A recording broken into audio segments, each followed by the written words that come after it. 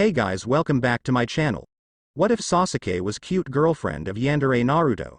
Naruto x Fem Sauke. Movie.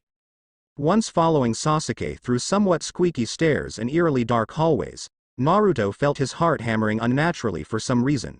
It was as though some tiny, distant part of him had sensed impending doom.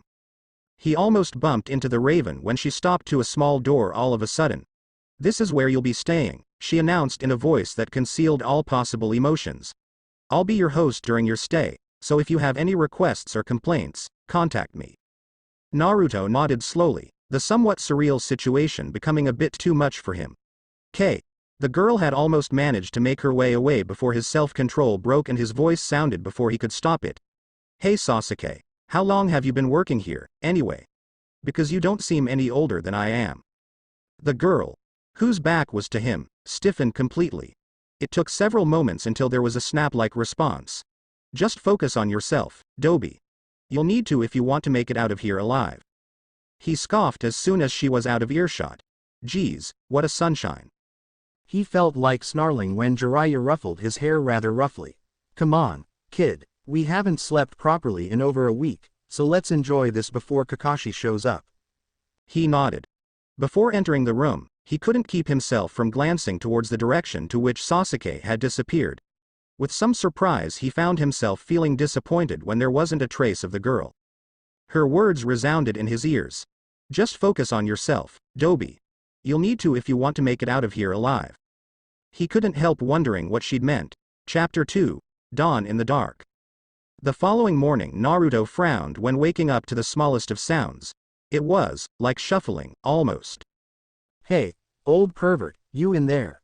he called out, his voice husky from sleep. There was no response, and gradually he started to realize that the voices weren't coming from the room, but outside the building. His eyes flew open, and he was up before even properly processing what he was doing. Once stood by the room's window, which opened a view to the motel's inner yard, he blinked at what he found. Down there, Sasuke, who just stepped outside, pulled out some weapons, then started to practice aiming like she'd been training for several years. Her eyes were hard with concentration, her mind clearly blind and deaf to the rest of the world. He kept staring for a moment, then grinned brightly. He'd been yearning for answers, right? This was a golden opportunity to get such. Far faster than he usually moved at this hour he pushed himself up and crawled into his clothes, then all but sprinted out to where Sasuke was. He never even noticed the note Jiraiya had left. As soon as he was outside, Sasuke gave him an irritated look before going back to what she'd been doing. "I have a feeling you're not here to talk about services, so get going."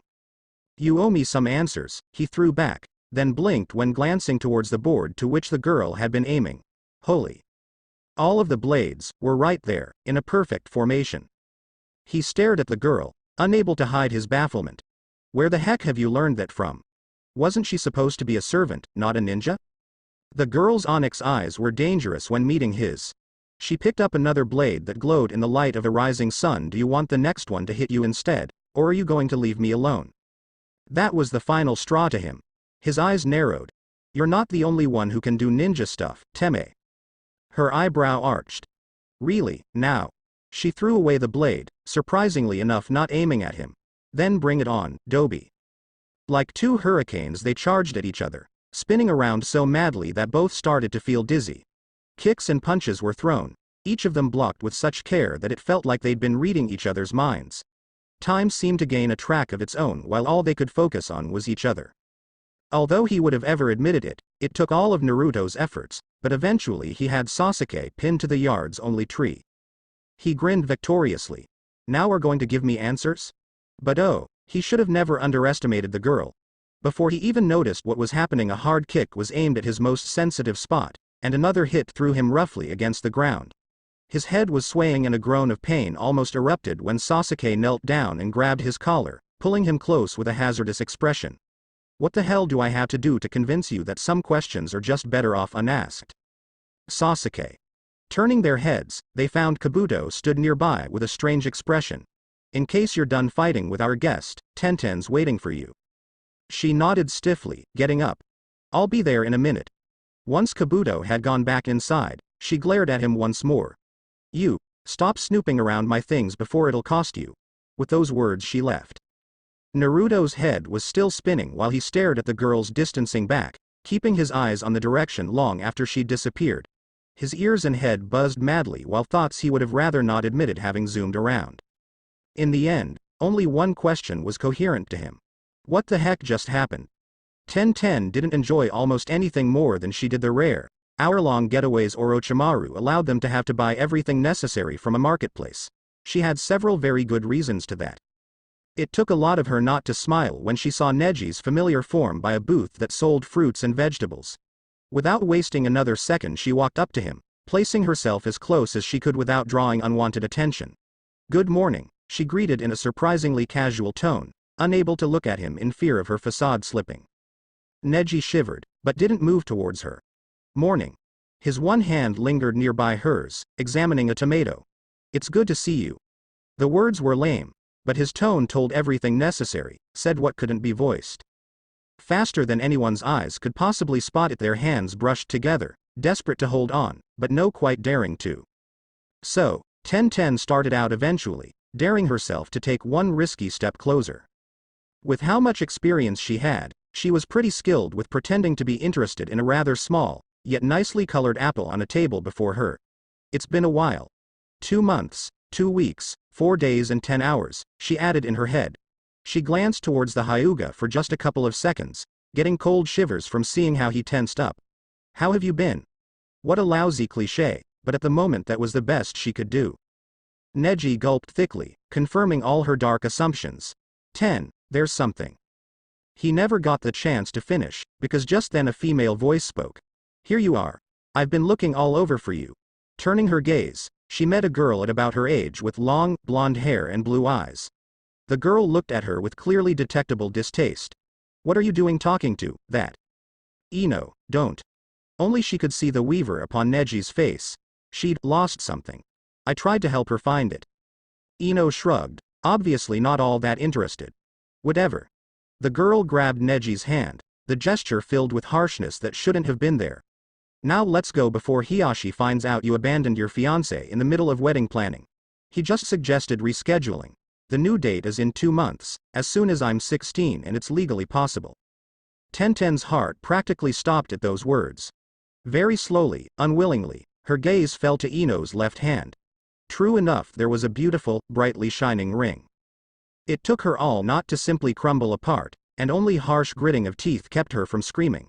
She could have never imagined it was possible for a human being to hurt as badly as she did then. Neji's eyes carried something he couldn't bring himself to hide when they faced hers after a stilled moment. 1010. She didn't bother to listen, instead started to leave. Working her hardest to maintain her grace, she lifted her chin just a little bit, fighting furiously against the scream that wanted to erupt. "I'm sorry, but there's a lot I'll have to do." She whirled around. "Good luck on the wedding." If the two said something, she didn't catch it. As soon as she was safely out of sight, she leaned her back heavily against a wall and closed her eyes as tightly as humanly possible. Without even knowing what she was doing, she brought a hand to her chest, gasping underneath such pain she'd never felt before. She mused that the feeling couldn't be anything short of her heart being ripped right out, and she was almost glad it hurt so much that she couldn't even cry. Yes, of course she'd known from the very beginning that they, an orphan and servant, and a rich aristocrat, could never have a future. But facing that fact was 1,000 times more painful than she'd ever imagined. 1010. Looking up, she met Sasuke through thick blur. Odd, she mused. She hadn't noticed she'd started to cry. Her friend seemed to understand, but knew her well enough not to offer any empty words. "We should get going. This place isn't all that exciting, and we're running late." She nodded breathlessly and powerlessly, starting to walk numbly beside the raven. As soon as she got into her room, she finally gave in to the nausea she'd been feeling all morning and threw up loudly, letting some tears roll. Yes, Naruto knew better than well what butting into other people's business and forbidden places could cause. But he'd also always been far too curious for his own damn good. And that's why he found himself following some call inside that led him towards the forbidden basement floor. To his immense surprise, the huge, hard door leading to the basement was open, most likely forgotten by someone. He dared to inch it open just a little bit, afraid of causing any sounds and arousing unwanted attention. "You've caused far too many problems today already. It's time for another round," A sound he recognized as Kabuto's announced. "Stop that whining. You've been through this far too many times to feel a thing." There were whimpers, loud and heartbreaking. "Please," a barely coherent voice he couldn't recognize pleaded. It sounded so desperate that he had to grit teeth to keep himself from whimpering. "Please, don't. I'm sorry. It burns so much, it hurts, forgive me." There was a growl, and something he identified as flesh meeting flesh. "Shut it," Kabuto growled. "You're only alive because of Orochimaru-sama, you owe this much to him." For a few moments the only sounds he could hear were choked sobs. Then came such a wrenching, loud scream that he jumped backwards, barely able to keep himself from yelping with fright. It sounded like someone had been torn to pieces or burned up alive. So rattled he was, that he didn't spot any danger before it was much too late.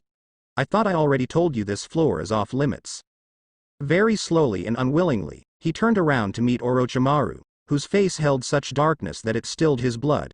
He gulped thickly, and realized that he'd never wanted to run away this badly.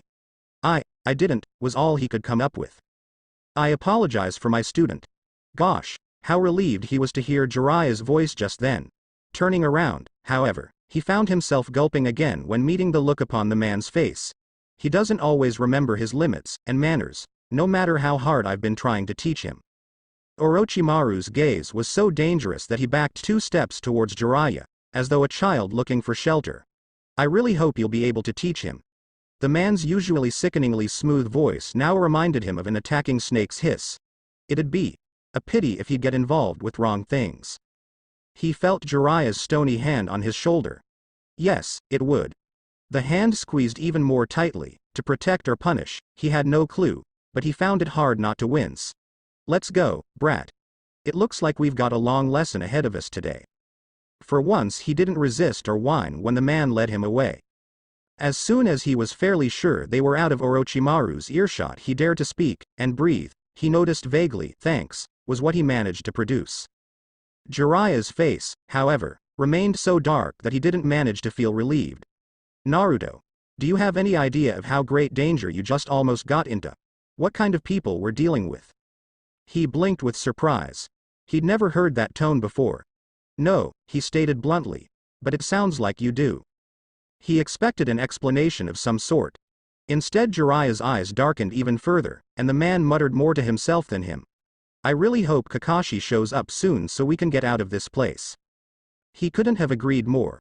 While trekking through mist quite late that evening, Temari swore loudly when taking a glance towards Gaara, who barely remained up and conscious despite all the support she gave him. "Come on," she hissed at him, her voice crackling with worry she couldn't hide. "Konkuro's already missing.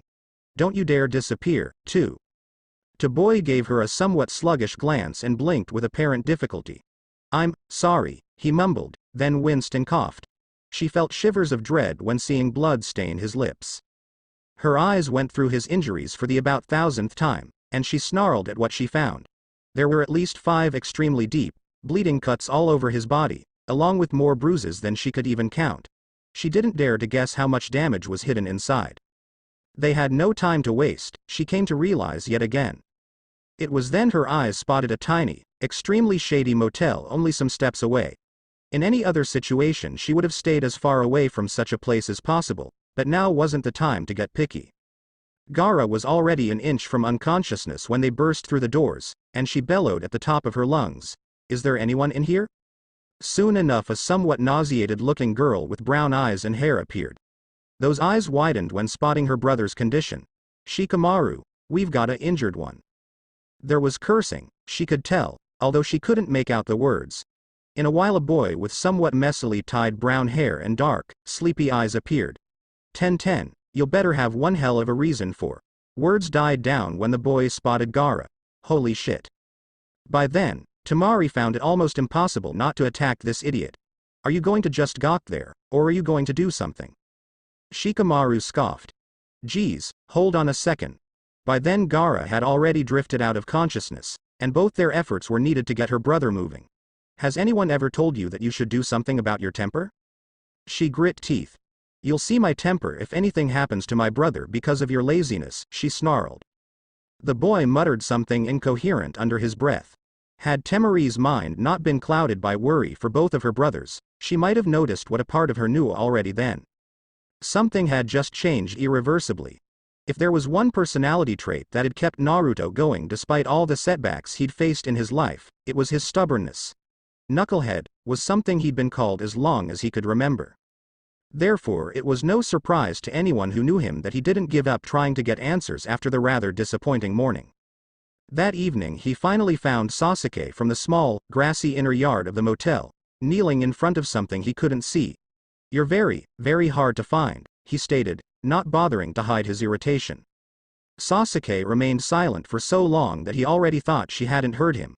"Only when I want to be." She then straightened her form slowly and turned to face him, something in her eyes he hadn't seen before. "Didn't I already tell you to leave me alone, for both our sakes?" He shrugged. "Yeah, you did. I can't believe you actually thought I'd listen." Sasuke's face twitched as though she'd been about to smile, though that couldn't possibly be the case. He folded his arms, prepared for a long and hard debate. "I still haven't gotten my answers, and I want them now." He waited for a moment to ensure that his voice would be as effective as possible. "I know there's something fishy going on around here. I heard screams and other creepy stuff. So what is it?" Sasuke's eyes flashed with what looked like rage or startle. She started to walk off, moves far more stiff than usually. "Nothing you should have anything to do with." He grabbed her wrist before she could run away. "What's up with this place?" he demanded. The girl gave him a firm death glare. "Let go of my hand, or I'll rip yours off and throw it into a dumpster, understood?" His hold didn't loosen the slightest, although the look in the girl's eyes brought him chills. "No," he all but growled. "Not before you've told me what I want to know." Sasuke's eyes seemed to glow with so much that it seized his breath. "So you want to know? You honestly think you want to get that deep into this?" His heart fluttered a bit when the girl's lips came an inch from his ear. "Do you believe in hell, dead last?" He frowned, feeling chills. He was too confused to even pay back the quite unflattering nickname. No, what the heck had that question been about? In that case, Sasuke held a small pause when they heard distant steps from the building. "You should get out of here as fast as you can. Because pretty soon you will start to believe." Taking advantage of his confusion, she escaped from his hold. "Now, if you're done, I've got some duties to take care of." He could only stare at her distancing back, struck mute and paralyzed by the heat suddenly bubbling in his veins. Quite absent-mindedly, he wondered how it was possible to feel this infuriated and intrigued at the same time. Curiosity took the best of him after about half a minute, and he turned his gaze towards the direction in which Sasuke had been kneeling. His eyebrows furrowed when he noticed a tiny wooden cross, before which 2 lotus flowers had been placed. Only one word had been engraved to the wood. "Iko, 1. He frowned, feeling extremely cold for the about umpteenth time that day. Who had this Iko been? He lifted his gaze towards the motel, the coldness inside him intensifying. What the hell had he and Jiraiya gotten involved with? Sasuke's moves were slow, reluctant, while she entered the forbidden floor of the motel yet again, finally stepping into a dimly lit room. In candlelight she could see that Orochimaru was already sitting in his bed. She chased away all of her emotions with the full strength of her mind when feeling eyes on her, and approached. It took a lot to swallow down the nausea she felt while being this close to him. "How are you feeling?" Orochimaru examined her with his gaze while she mixed a drink for him. "Better. Those potions of yours do wonders. Drink this. It should help you get some rest." She shuddered when his hand brushed deliberately against hers while she handed him a mug. "You shouldn't thank me." Her voice carried an unwanted edge. "It's Shikamaru who brings in the herbs." Orochimaru's eyebrow rose just a little while he took some sips of the newest mixture. "You're being unusually snappy today." She knew she should have expected nothing else, but it still increased her wrath that he didn't seem to even remember what day it was. It was highly likely he didn't even care. "Just rest," she commanded in a voice she didn't recognize. "I'll take care of your newest experiment and our visitors." She didn't bother to mention that they now had 2 new inhabitants. A new look appeared into Orochimaru's eyes, sharp and dangerous. "You know how much we need him. Do not disappoint me." She took a piece of old, worn fabric to prepare a cold cloth for the man. "Don't worry." There was a loud sound of fabric being torn, and dark eyes flared fire when meeting the others. "Haven't you always said that I'm the mistress of deception?" The cruelest of smiles was her response. "Yes," the man murmured, finishing up with the drink.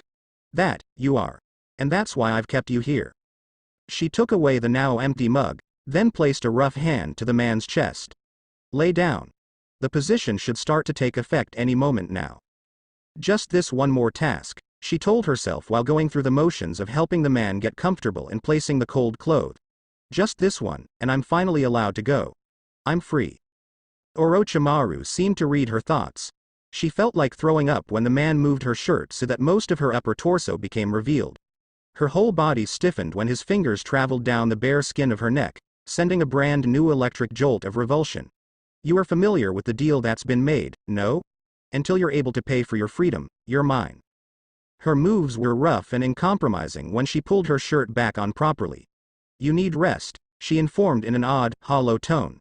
We can continue this some other time. The man's eyes flashed. With what, she couldn't tell. Tomorrow, he announced in a voice that left no room for arguments, no excuses. She nodded, feeling like she'd been punched. Unable and unwilling to speak, she got up, turned around and left the room as fast as she could. Suddenly, she was almost pleased by the fact that she still had plenty of duties ahead. She didn't feel like going to bed and facing all the nightmares she was bound to have just yet. Only 5-year-old Naruto couldn't understand a thing of what was screamed in the hallway, of which a huge, thick metal door separated him. The mark of a demon. He's the cursed child. He even caused the death of his own parents. You can't get him out of here. He's nothing but a child, Danzo. Another voice boomed like thunder. He's no monster, for heaven's sake. But he'll sure as hell become one in a place like this. Shivering violently, he curled up to a tight ball into the furthest corner of his tiny, dark cell, his small heart thumping violently with panic. His blue eyes were impossibly wide with terror, desperate to find a way out that didn't exist. What do you want to do with him, then? The first voice, a much sharper and more unpleasant one, growled. You can't take him out of here. You don't know what he's capable of. He brought his hands to his ears and squeezed his eyes tightly shut while rocking himself back and forth, desperate to escape from the nightmarish situation. When he finally dared to listen again, he gave a gasp when hearing heavy steps approaching inevitably. No, he wanted to shout out. Go away, please go away. He fought against the overpowering desire to scream when the door of his cell was opened, and prepared himself to fight with absolutely everything he got. He, however, found himself freezing to the spot when he met almost blinding light, along with whom he soon knew as Jiraiya. The man had an odd expression upon his face. Come on, kid. Let's get out of here. He didn't need further coaxing. Chapter 3, Nocturne. Naruto's heart hammered again when he woke up with a loud gasp, eyes once more widened beyond any human limitations. It took minutes before he finally calmed down and took a deep breath, closing his eyes. Stupid dreams. He then frowned, feeling an overpowering sensation of being alone. Jiraiya? There was no response. Shivering a bit, he forced himself into standing up and looked around the room. True enough, there was no trace left of the man, only a short note that had been made in a familiar, inexcusably messy handwriting. Had some errands to run. Be back for lunch. Don't get into any trouble. He snorted, putting the note away. What a trust. With that he yawned, deciding that with or without his sensei, he was going to make the most of this day.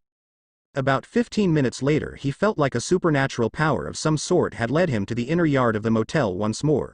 He wasn't all that surprised to find Sasuke. For the longest moment he watched with awe. He would have never admitted how the girl threw different kinds of blades to a target, creating breathtakingly beautiful patterns. In the end he couldn't take the silence anymore. Shouldn't you be working or something? Sasuke shuddered a bit, but instead missing her target she whirled around sharply, one blade held high. His eyes widened when he realized what was about to happen, and despite himself he emitted a tiny yelp. Instead of throwing the weapon, however, the girl put it away, her expression still dangerous. Do you have any idea how close you came to being perforated, idiot? She snarled. Onyx orbs flashed. I almost wish I'd thrown it to teach you a lesson. He rolled his eyes. Yeah, right, Orochimaru would have killed you for harming a client. Sasuke's expression told that he'd been correct. It took a while before the girl spoke, her arms folded. What do you want, anyway? He mused for a moment, then grinned brightly. You know what? I want you to teach me. I want to become just as good as you are. Something that could only be called disbelief appeared into the girl's eyes. What? She then smirked in a somewhat unnerving way. Well, this should be fun. Gaara's body hurt all over when haze finally disappeared from his head and he groaned loudly, frowning without being able to open his eyes. Why was he feeling like there was an elephant sitting on his chest? And his head was killing him. He was hurting pretty much everywhere, actually. What the hell had happened? The last thing he could remember was this fuzzy figure attacking, and Konkuro shouting. So you're finally awake. He shivered with startle when hearing a soft, unfamiliar voice. Don't try to move too much. Your wounds are healing well, but it'll take time before they're properly closed. Using absolutely all his strength and taking a huge risk of feeling even more pain, he inched his eyelids open. At first, sunrays of probably only just rising sun burned his eyes like acid, but soon enough he was able to see at least something. Hovering above him was a very pale-faced girl with long, black hair and a pair of the softest eyes he'd ever seen. His heart jumped one extra time when he looked at her, although he couldn't understand why. I'm Haku, the stranger introduced herself. Your sister brought you to this motel. You've been unconscious all night. He felt a shiver of dread. Mari, Haku smiled a little. She's all right, she's right downstairs, getting some breakfast. The girl then got up. I should go. I still have a lot of things to do. I'll come by later to see if you're feeling any better. At that moment he confused himself with wanting to stop her from leaving. His fingers twitched, but he didn't manage to grab Haku's wrist until she was already gone. Giving a sigh that sounded defeated, he closed his eyes. He was too tired to be surprised by the fact that he wanted Haku to be there when he'd wake up again. In 2 hours Sasuke learned the hard way that there was absolutely nothing funny about teaching someone as boneheaded as Naruto. She grit teeth with annoyance when the blonde missed his target for the about 100th time. Dobi, this isn't science or anything remarkably difficult. She shook her head. How the heck have you survived this long as a ninja? The boy gave her something that looked like a pout. I've used other skills than weapons, okay. Stop lecturing, you sound like old pervert. She had a feeling that she didn't want to question further. In the end she emitted a defeated sigh and walked up to the blonde. Close your eyes. The boy gave her an incredulous look. With you around? Yeah, right. She growled through her teeth.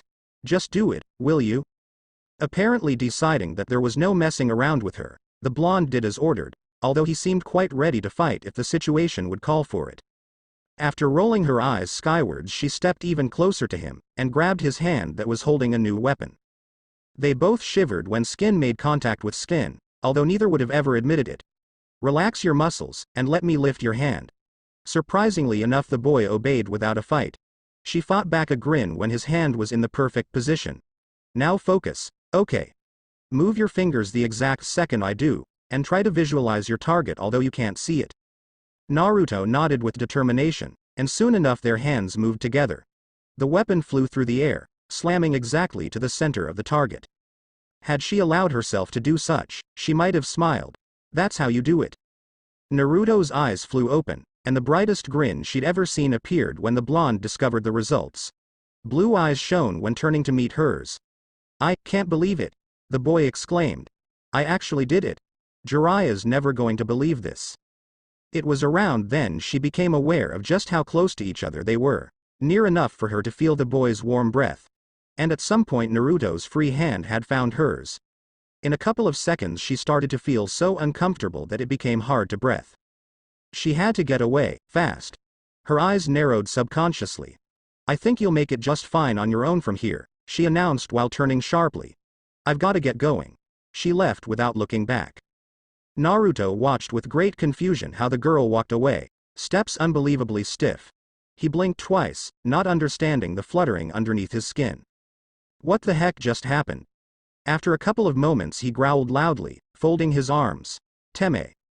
He was too busy with trying to come up with insults harsh enough to realize that the warmth on his cheeks wasn't caused by fury. Later that afternoon, Sasuke was working her hardest to chase away the confusion-marred infuriation Naruto had put her through. She was snapped out of whatever thoughts she'd been having when there was a crash of breaking glass. Looking to side, she frowned when noticing that Ten, who was preparing lunch with her, had dropped a plate. Are you okay? The brunette sighed heavily while cleaning away the shards. Yeah, I just. Whatever the girl would have had to say didn't get a chance to be voiced, because just then they both stiffened when hearing much too familiar steps approaching. In a couple of seconds Orochimaru was stood in the room. "Ah, I thought I'd find you here." Sasuke frowned with suspicion. "What do you want?" "We're busy. I have a little assignment for 1010. Dangerous eyes moved to the brunette. "One of our regulars, Hyuga Hiyashi, just visited," the man announced, making a sickening click with his tongue. "His nephew is getting married with a girl from Yamanaka family, and he wants everything to be perfect. That's why he wants only the best performers." He paused for a moment, allowing 1010 to tense up completely with a horrifying realization. He wants the best musician. "That's why I'm sending you." She saw 1010's face blanch, and if Orochimaru hadn't been there she would have most likely done something to comfort her friend. The brunette remained absolutely silent for a long time, until she finally nodded barely traceably. "Yes." It was hardly louder than a whisper. "I'll do it." What other choice did the girl have, really? Orochimaru appeared satisfied. "Good." With that he walked away, not having the slightest clue of the destruction he left behind, or, perhaps, he knew perfectly. As soon as the man was gone she looked at her friend. "Are you sure you can do this?" she asked after struggling to find the right words for a while. To her surprise 1010 shook her head, not looking at her. "Sasuke, it's not just Neji, and that stupid wedding." The girl swallowed thickly, her jaw growing unnaturally tight. "I've been feeling sick for several mornings, and I'm late, badly." Her eyes widened just a little bit with understanding. "Oh crap." Eventually 1010 looked at her, brown eyes filled with unshed tears. I'm pregnant." Temari's thoughts were whirring in a mad flood as she sat in a rather small, plainly decorated common space of the motel late that evening. She stared vacantly through a filthy window while gulping down sickeningly strong coffee. As much as she'd been able to from watching over Gaara, who kept lingering in and out of awareness, she'd been looking for clues that'd tell her what'd happened to Kankuro. But even though she'd talked to what felt like hundreds of people she still had no idea of where her brother was. Her eyes narrowed dangerously, and her hand squeezed around a tea mug so tightly that it almost broke. Those bastards had hurt both of her brothers, the only family she had left. When she'd finally get her hands on them. "I thought I'd find you here." Only her pride kept her from wincing at the sound of Shikamaru's voice. Her teal-colored eyes carried deep annoyance when flashing towards the boy for a moment. "Now what do you want?" she asked a bit more sharply than she'd intended. "Haku hinted that you'd like to know how Gaara's doing," the boy pointed out. "He's sleeping comfortably now. It looks like those herbs are finally working. He should be up and running in a few days." She nodded, feeling a bit guilty for her former harshness. She didn't meet the boy's eyes. "Thanks." "No problem." She fully expected him to settle with that and go. Apparently, however, she wasn't about to get any privacy just yet. She all but glared at Shikamaru when the boy took a seat beside her, also drinking tea and wincing constantly at the taste. "What do you think you're doing?" she demanded, uncomfortable with a stranger approaching her like this. The boy gave her a somewhat weird look. "What? I'm allowed to decide where I want to sit, right?" She felt the urge to chuckle at that.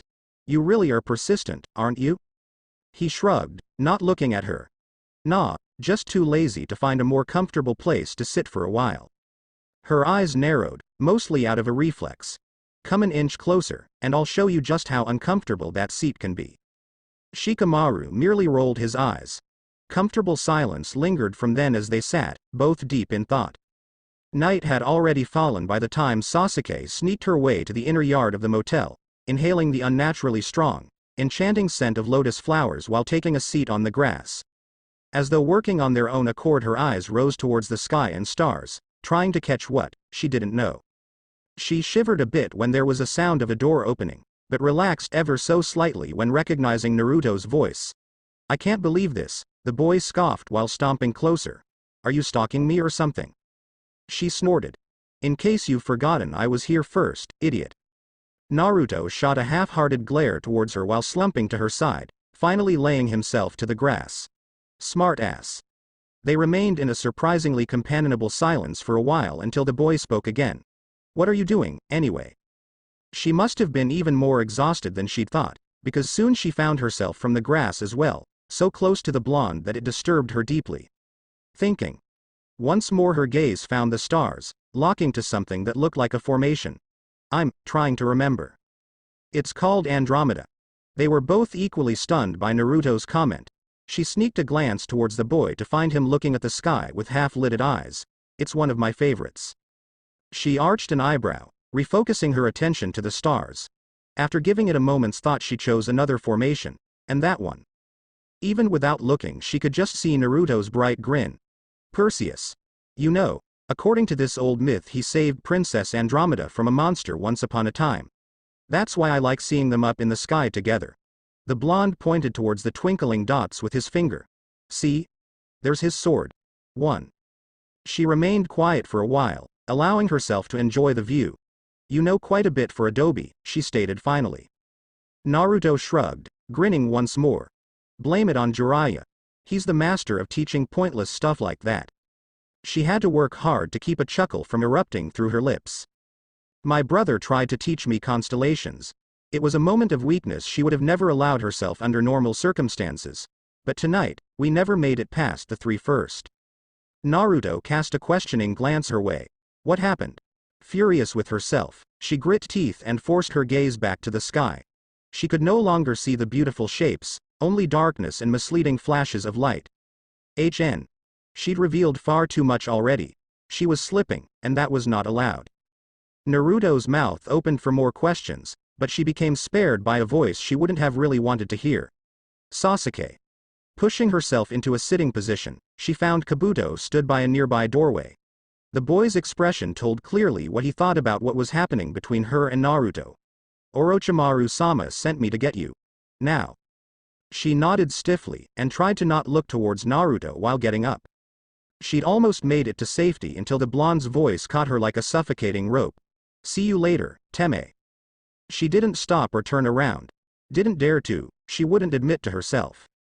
Kabuto didn't speak until they were safely inside. Dark eyes were suspicious when glancing towards her. You're letting him awfully close. She felt like snarling, and her eyes squinted to slits. That was the whole point, right? She all but hissed, then calmed herself with 3 deep breaths. Now, if you're done with rubbish, let's just keep going. Jiraiya had almost fallen asleep in the middle of writing his newest book when the door of he and Naruto's room suddenly opened. He quirked an eyebrow while watching the boy drag himself in. Well, look what the cat brought in. He frowned, taking in the grass on the blonde's clothes. Where have you been all evening? Naruto shrugged, something close to embarrassment flashing in blue eyes. Just outside, stargazing. He'd seen that look well enough times to understand. This is Sasuke related, right? The boy fought bravely, that much credit he had to give, but a radiant, scarlet blush was still evident. The teen swallowed thickly while scratching his hair, face filled with blatant humiliation. Old pervert, stop giving me a 3rd degree. The blonde then looked towards the floor. Besides, I still don't know what the heck it's about. That Teme is unbelievably frustrating. A knowing smile rose to his face. I've heard that one before, he mused out loud. Another rosy hue could be seen on Naruto's cheeks. Yeah, whatever. After giving it a thought, the teen started to move. I'm going to bed. My head's already messed up enough. There was a small wave. Good-night, pervert. Night. As an afterthought he added. And stop calling me that or you'll find your bed full of frogs in the morning, kiddo. A deep frown appeared while he watched the blonde go. Yes, he'd seen that look and behavior before. And he hoped from the bottom of his heart that Naruto wouldn't have to pay a price as high for his fall. Sasuke shivered with revulsion that couldn't be explained with words while pulling fabric to cover fresh tooth marks on her left shoulder. Kabuto will bring your medicine in 5 minutes, she stated as soon as she could be sure her voice would work. Good. She managed to take only 2 steps before Orochimaru spoke again. Sasuke-kun, I heard something interesting today. There was a pause that felt tortuously long to her. You've grown quite close to the newest experiment. She understood in a flash. Naruto. Her eyes narrowed although the man couldn't see them. My assignment was to make him stay long enough for you to get ready, right? That's the only way to do it. I'm quite fine with that. Came what sounded like a snake's hiss, nothing human. Just remember the rules, Sasuke-kun. Don't get attached or you'll become a burden. Someone in your position can't afford disturbances like that. Yes, I'm aware of the rules, she all but spat out, starting to leave. Now, if you're done, I've got something much more important to do than stand around here. while she went her eyebrows furrowed at the way her heart thumped. What the hell's the matter with me? Orochimaru's eyes narrowed while he watched the girl go with sharp, confident steps. He wasn't as strong as he'd once been, but he was no fool. His eyes flashed. Apparently he'd have to speed up the schedule. Sasuke, I swear, if you don't snap out of it right now I'm going to pinch your ass. Sasuke's eyes sharpened in an instant, and before Naruto could do a thing to protect himself he'd been thrown to the ground. Her eyes blazed. You do that, she snarled. And you're dead, understood? Naruto snorted, rubbing his cheek that was most likely throbbing quite a bit. So that's what it takes to get your attention, he stated sulkily, then got up. What's wrong, anyway? You've been like a zombie all morning. Her eyes narrowed, though the anger was directed more to herself than the blonde. During the past 3 weeks they'd been training together pretty much every morning. It seemed she'd let Naruto get to know her much better than would have been sensible. I'm fine, Dobi, she replied in a sharp wheeze, inwardly cursing how pathetically unconvincing she sounded.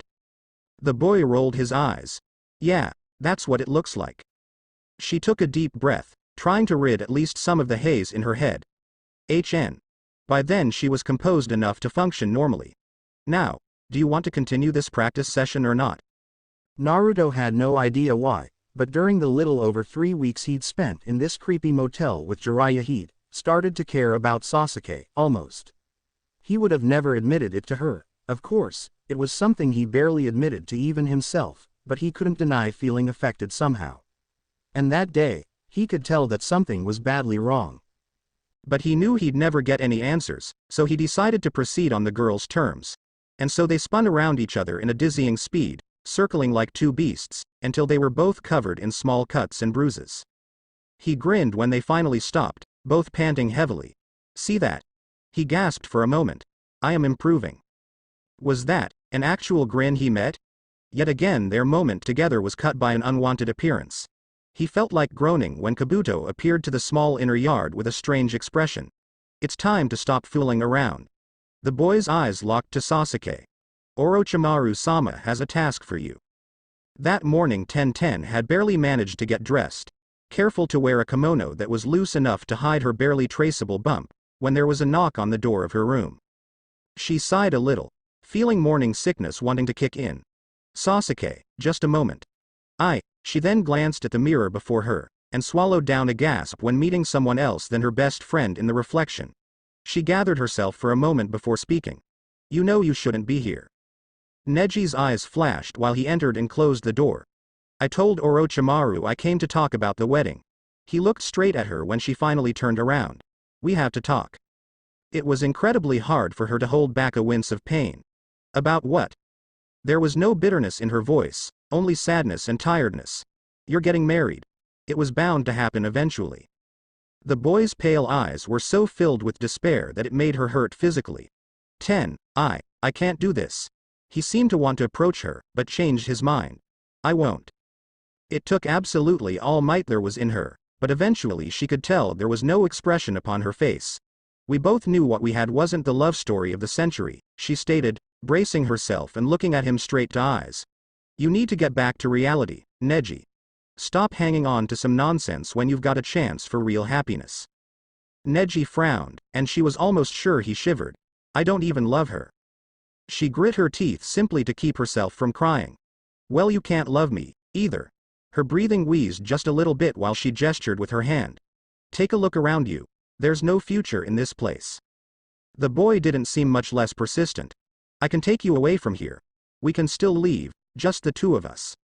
Her whole body ached, desperately wanting to say yes, to ignore the fact that Orochimaru would kill them both if she'd leave, to ignore that Neji would be giving up on his life, to ignore that they'd never have a future as runaways.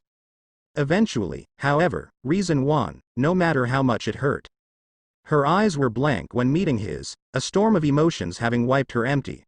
My place is here, just like your place is with your family and fiancé.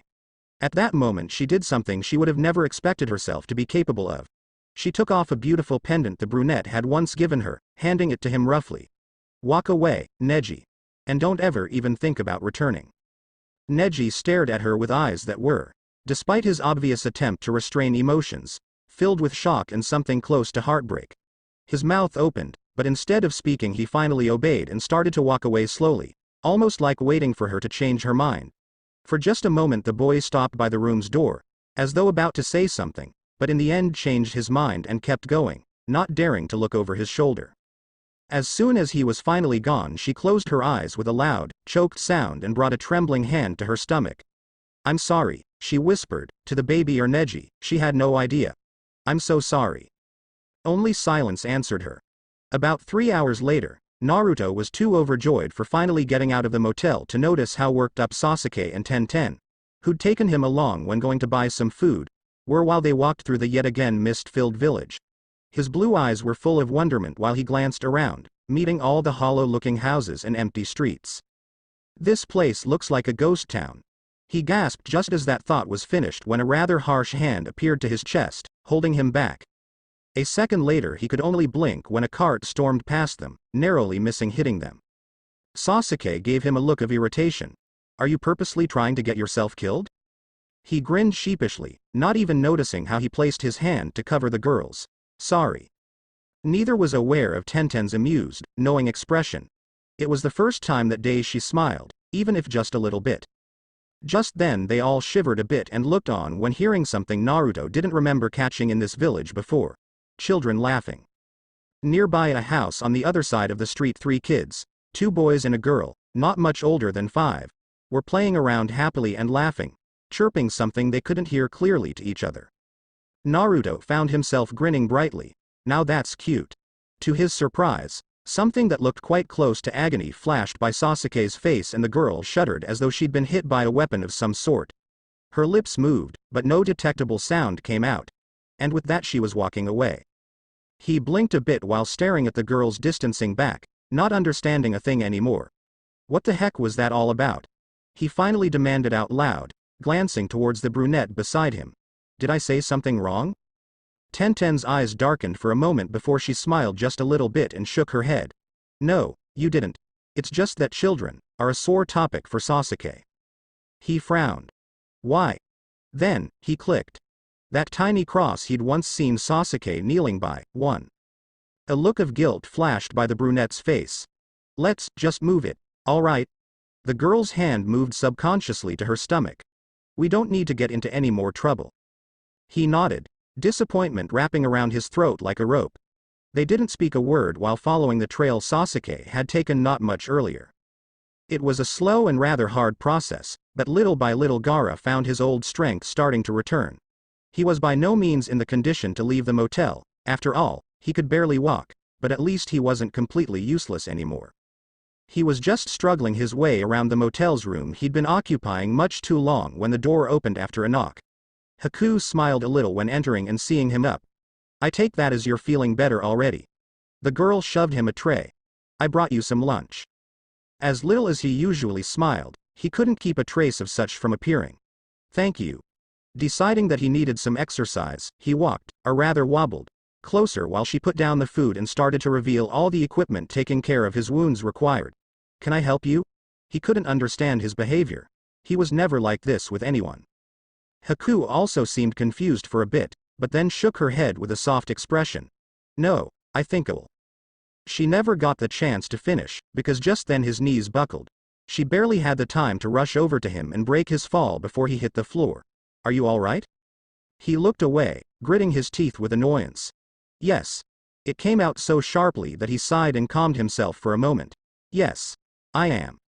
Without saying a word she helped him to a nearby chair. As soon as she'd made sure he'd be able to sit just fine on his own she started to examine his injuries. A flash of something close to worry could be seen in her eyes. "I'm sorry, but one of the wounds was torn open. I'll have to patch it up again." He nodded. For some reason being poked like this didn't bother him all that much when she did it. For the longest time comfortable silence lingered with Haku focusing on her work and he working his hardest to sort out his spinning, confusing and dangerous thoughts. In the end he found himself speaking the about last words he would have ever expected to utter. "I've never liked people all that much." He couldn't understand what made him think this girl deserved his trust like this. He winced a bit when she changed one of the dressings on his wounds, but the pain soon subsided. "But, you're different." He thought he saw the faintest trace of a blush. Haku didn't look at him. "Really, now?" There was a pause while the raven seemed to focus on the work at hand. You give me awfully lot of credit, then. He looked away, feeling ashamed. HN. He shivered with pleasure when the girl's hand brushed his arm while she got up, preparing to leave. There was the usual softness upon her face, but also something else, tension, sadness almost. I'll come and see you again as soon as I can, all right. Now try to eat something. And with that she'd already left once more, slipped out of his reach. As soon as she was out of the room, Haku rested one hand against a wall, closed her eyes and gave a deep, shuddering breath. She was going too far, sinking too deep. She'd have to bring an end to it before she'd destroy them both. With that thought she pulled out a long, extremely sharp knife and walked to a nearby bathroom. Once there she looked at her reflection in the mirror for some moments before giving what wasn't more than a whisper. I'm sorry. With that she closed her eyes and lifted the blade, ran it through her long hair. When she dared to look again, her hair was extremely short. Once she'd change her clothes, the transformation would be complete. A jolt of sadness went through her heart. If this, lying about her gender, about everything, was what it took to keep Gaara far enough, then so be it. She wasn't about to make him pay for her mistakes. With that thought she turned around and left the room, her steps much heavier than before. Quite late that evening, Temari muttered cusses half aloud while returning from yet another fruitless trip of looking for Konkuro. There had still been no signs of her brother, and she was getting extremely worried, as well as irritated. It's not exactly safe for a girl to run around out there alone, you know? Shikamaru's voice startled her, although she would have never admitted it out loud. Looking to side, she found the boy, who was currently stood before a window, glancing right back. The people around here aren't exactly pleasant at this hour. She snorted, rolling her eyes. Thanks, but I think I can take care of myself. She was almost walking away when he spoke again. You know, I saw the scars and wounds on your brother. Shikamaru's eyebrows were mildly furrowed when their gazes met again. You two have clearly been fighting for a long time. She knew it was dangerous to give information to strangers, but at the moment she was too exhausted and annoyed to care. Yeah, a war and exile does that to you, she muttered. Shikamaru seemed surprised. A war, at your age? Her eyes flashed while very unpleasant memories surfaced. HMPH. They were silent for a while until the boy spoke again. Where are you from, anyway? Somewhere down south, right? She felt a small slash of irritation. What was it with this interrogation? You wouldn't know that place, she stated, deciding that it was a high time to leave. But I can tell you that despite war, it's much more comfortable than this rat hole. Now, if you excuse me.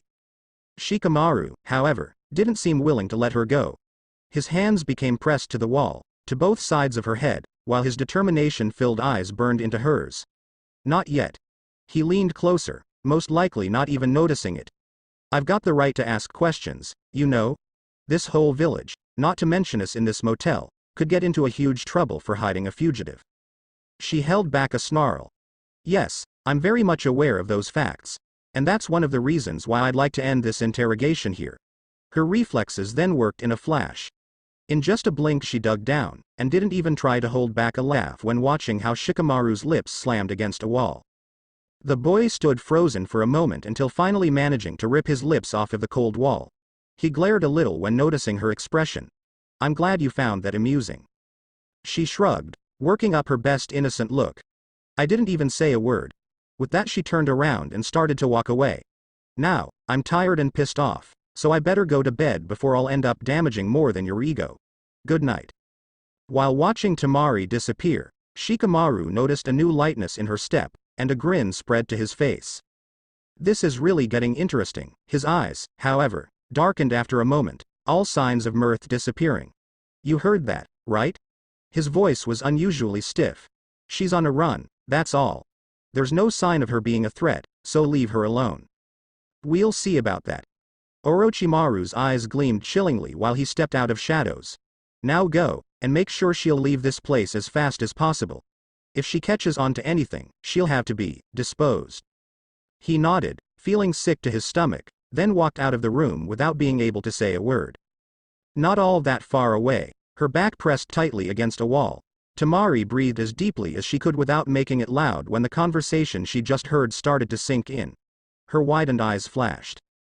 So I ended up even closer to my target than I was supposed to. She swallowed thickly and shivered. This isn't going to end prettily. That evening, Sasuke was desperately trying to calm her nerves with a cup of tea. The room was dark, only illuminated by occasional flashes of thunder that could barely be heard through a pouring rain. Apart from those sounds, it was completely quiet. Was until she caught approaching steps. She frowned when turning her head and finding Naruto.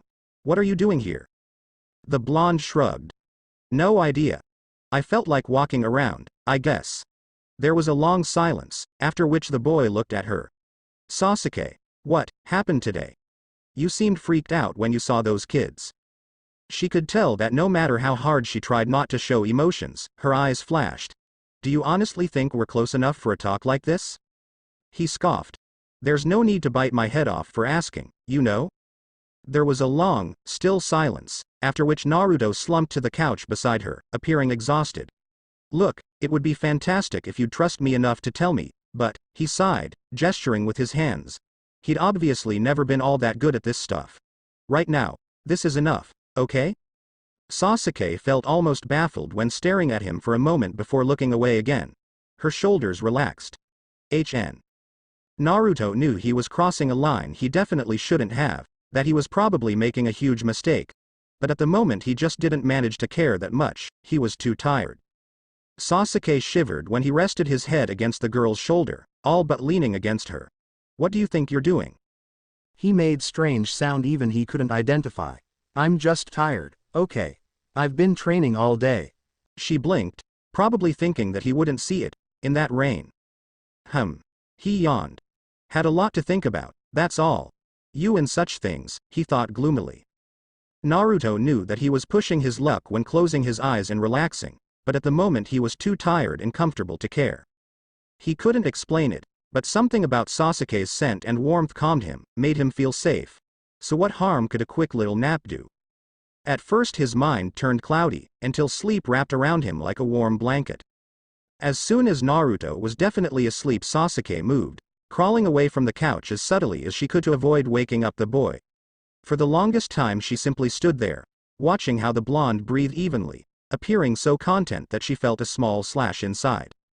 In the end her hand moved, pulling out a tiny needle she'd just gotten from Orochimaru. Metal was dipped in something almost purple. "Give this to him. That's all you need to do to regain your freedom. Just one pinch. Right now, this is enough, okay?" Her eyes narrowed with rage and self-hatred when her hand moved once more. She ended up pulling a blanket over the blonde and putting the needle away. She sighed heavily as soon as she was done. Was this how weak she'd become? She couldn't even finish one assignment. What she didn't realize in her current state of mind was that her hand brushed Naruto's cheek, and the boy leaned eagerly against the touch. In the end she turned around and started to walk away, her eyes even darker than usually. It was time to move. Kabuto gave her a look while she entered the motel's potion and herb room, which was hidden deep in the basement floor of the building. "What are you doing here?" Her expression didn't even waver while she lied. "That idiot is feeling sick. I have to give him something. We don't want him to die or fall ill just yet, right?" She gave him a meaningful look. "Now, if you don't mind." Taking the hint, the boy left, although there was a look of mistrust in his eyes. As soon as his steps had disappeared, she looked for the potion Kabuto had just made for Orochimaru. She found a tiny bottle full of very disgusting-looking, greenish liquid.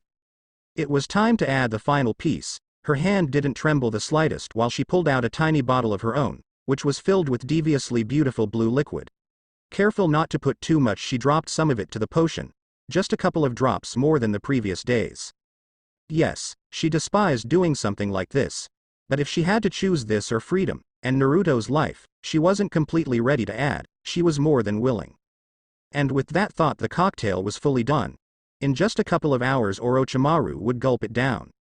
Her eyes were chillingly blank as she put the bottle where it belonged, turned around and left the room. In the meantime, Jiraiya was doing the exact thing he'd always scolded Naruto for, surrendering under his curiosity. His steps didn't make a sound while he entered the forbidden basement floor of the motel, then started to walk forward, his ears strained to their extreme. In a while, despite all the darkness, his other senses became active as well, and he had to fight with himself to not gasp. The stench that met his nose was unbelievable. A mixture of mold, sheer filth and blood, as well rotten and burning meat. Blood could also be seen on the floor, and even walls. Cold shivers ran down his spine, and he could just feel color disappear from his face. What the hell is going on here? So worked up he was, that he didn't hear the approaching steps until it was much too late. I made the rules clear when you arrived, didn't I? Orochimaru's voice sent an electric jolt down his back, and it took his all not to make a sound. This area is prohibited. Very slowly he turned around, desperately trying to create a careless grin. Sorry. Though I heard something. Orochimaru seemed amused, if anything. Apparently the man wasn't a fool, then. You really shouldn't trust your ears around here, Jiraiya-kun. Shivers ran through him, as though as a sign of recognition. He frowned, looking bravely into those horrifying eyes before him. How? The little voice he'd had faded away. The snake's eyes looking back at him were so chilling that he shivered despite himself. You really don't remember, do you? The man clicked his tongue while shaking his head. They've done an amazing job, then. A deep frown appeared to his face, and only his pride kept him from taking a step backwards. What the hell are you talking about? Before he could react in any way, Orochimaru's hand reached out, and brushed his shoulder almost gently with delicate fingers. He shivered at how tender his skin was all of a sudden. If you really want to remember, Jiraiya-kun, the man's eyes gleamed when meeting his. You'll have to dig a lot deeper than this. The other then started to walk away, as though nothing had ever happened. I'll be sending one of my employees here in 5 minutes. Make sure you're out before that. He remained absolutely still for several minutes after the man had disappeared, shivering furiously and about a ton of dark ideas swelling in the back of his head. Something was very, very wrong was going on around here. Something even worse than what he'd feared after finding the first clues. The secrets of this place went much deeper than he'd ever expected. He really wished Kakashi would show up soon, so Naruto and he would be able to disappear before it'd be too late. For some reason Naruto woke up very early that morning. It confused him. He'd never woken up before 8 without being basically pulled out of the bed. He, however, shrugged the disturbance away. Everything was exceptional in this place, it seemed. It only made sense he was going insane. He sighed, then got up. There was no use in lying in the bed when his head was buzzing like this. About 10 minutes later he left the room after leaving a note to still sleeping Jiraiya. He blinked at all the thick mist he met when stepping outside, once more to the inner yard of the motel. He didn't manage to become surprised when discovering that Sasuke was already outside, stood before the mysterious tiny cross with her fists balled tightly. Although he knew he was most likely risking his very life, he approached, stood beside the girl. As he'd expected, she gave him a heated look. What are you doing here? He shrugged, no longer bothering to become insulted by her words. Just trying to wake myself up, I guess. They stood in a thoughtful, somewhat confused silence for a while until he finally managed to gather the courage to speak. Aiko, she was your daughter, right? Sasuke seemed almost shocked for just a moment, as though unable to believe that he could possibly come up with a conclusion like that. Then her expression turned blank, and she nodded slowly, barely visibly. He swallowed thickly, finding himself shivering.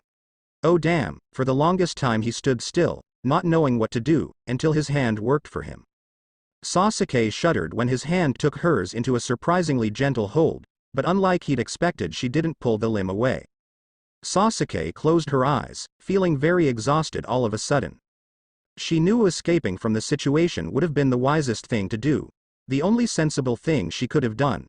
But she was so sick of running already. Besides, this was the closest to screaming her heart out she'd gotten. Wouldn't she be allowed to have at least this tiny amount of relief? Comfortable, almost companionable silence lingered while they simply stood there, watching the desolate cross. Already when he'd started out his relationship with Tenten, found her nearby that pitch-black place and become enchanted, Neji had known there'd be a lot of heartbreak ahead of him. He, however, had never expected to feel like dying. Yet that was exactly how he felt when looking at his picture in the mirror, gazing with revulsion at the wedding outfit he'd been forced to pull on. How was he supposed to plan his wedding when all he could feel was Tenten's touch, when everything that fit into his ears was her voice? You can't love me, either. He raised his fist to shatter the mirror that seemed to be mocking him when the door opened, and his uncle entered with a surprisingly dark expression. It seemed the man knew in an instant when looking at him. You're thinking of that again, aren't you? He felt so furious that it took his all not to attack the man. And you expect me not to? He hissed. It was the first time he rose against his uncle like this, but it didn't really matter to him at the moment. I love her. So do you honestly think that this stupid, he gestured violently towards his clothes, charade changes anything? That, charade, is your wedding, Hiyashi snarled, seeming so outraged that it visibly took all the man had not to punch him. Which has been rescheduled, by the way.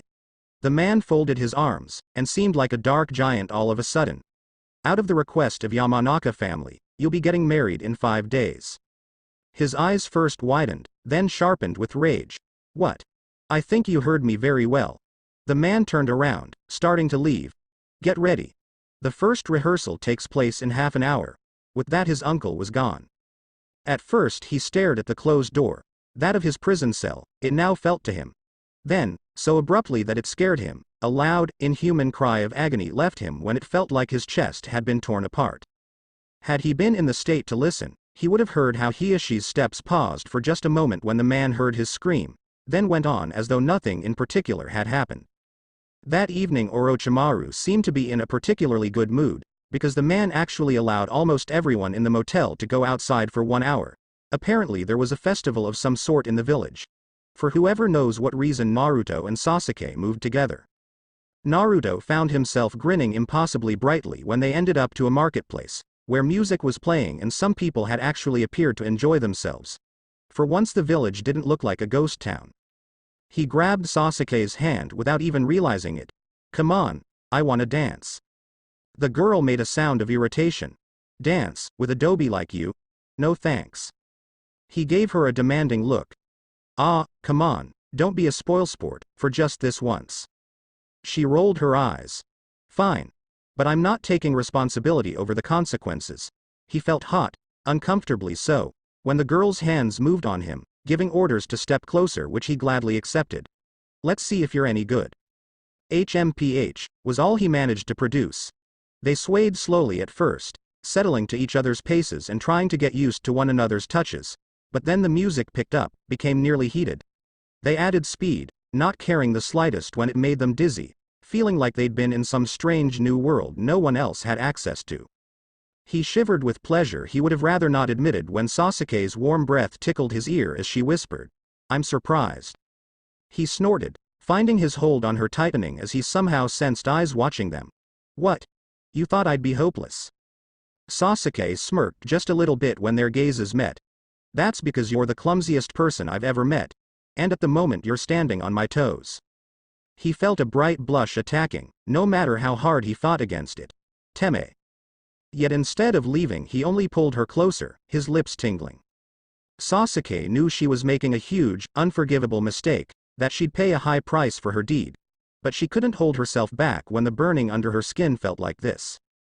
Naruto's lips were warm and softer than she'd expected when she brushed them with her own, lightly, but still enough for the blonde to be able to feel it. She wasn't sure if she imagined it, but she was fairly sure the boy's lips twitched just a little bit when she drew herself away after a millisecond and whispered in a voice she couldn't recognize. Forget about this, alright? Because you have to leave this place now, or you'll never be able to. Understood. With that she left, although it was almost unbearable to feel those blue eyes watching her go.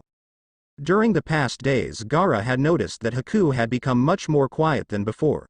The girl's appearance had changed as well, her hair was now short, and she no longer wore a kimono. It was almost as though she'd been trying to hide every single trace of her gender. He would have wanted to ask what was wrong, if he'd done something, but figured that it wasn't his place. So he waited, hoping that she'd eventually trust him enough. So worked up by those thoughts he was, that he didn't notice her ankle twist, sending her falling until she was already in his arms. They both blushed, although he worked his hardest to fight against it. Then, before he could even think about what he was doing, he found himself leaning forward towards the raven's lips, only to find himself being stopped by a surprisingly rough hand.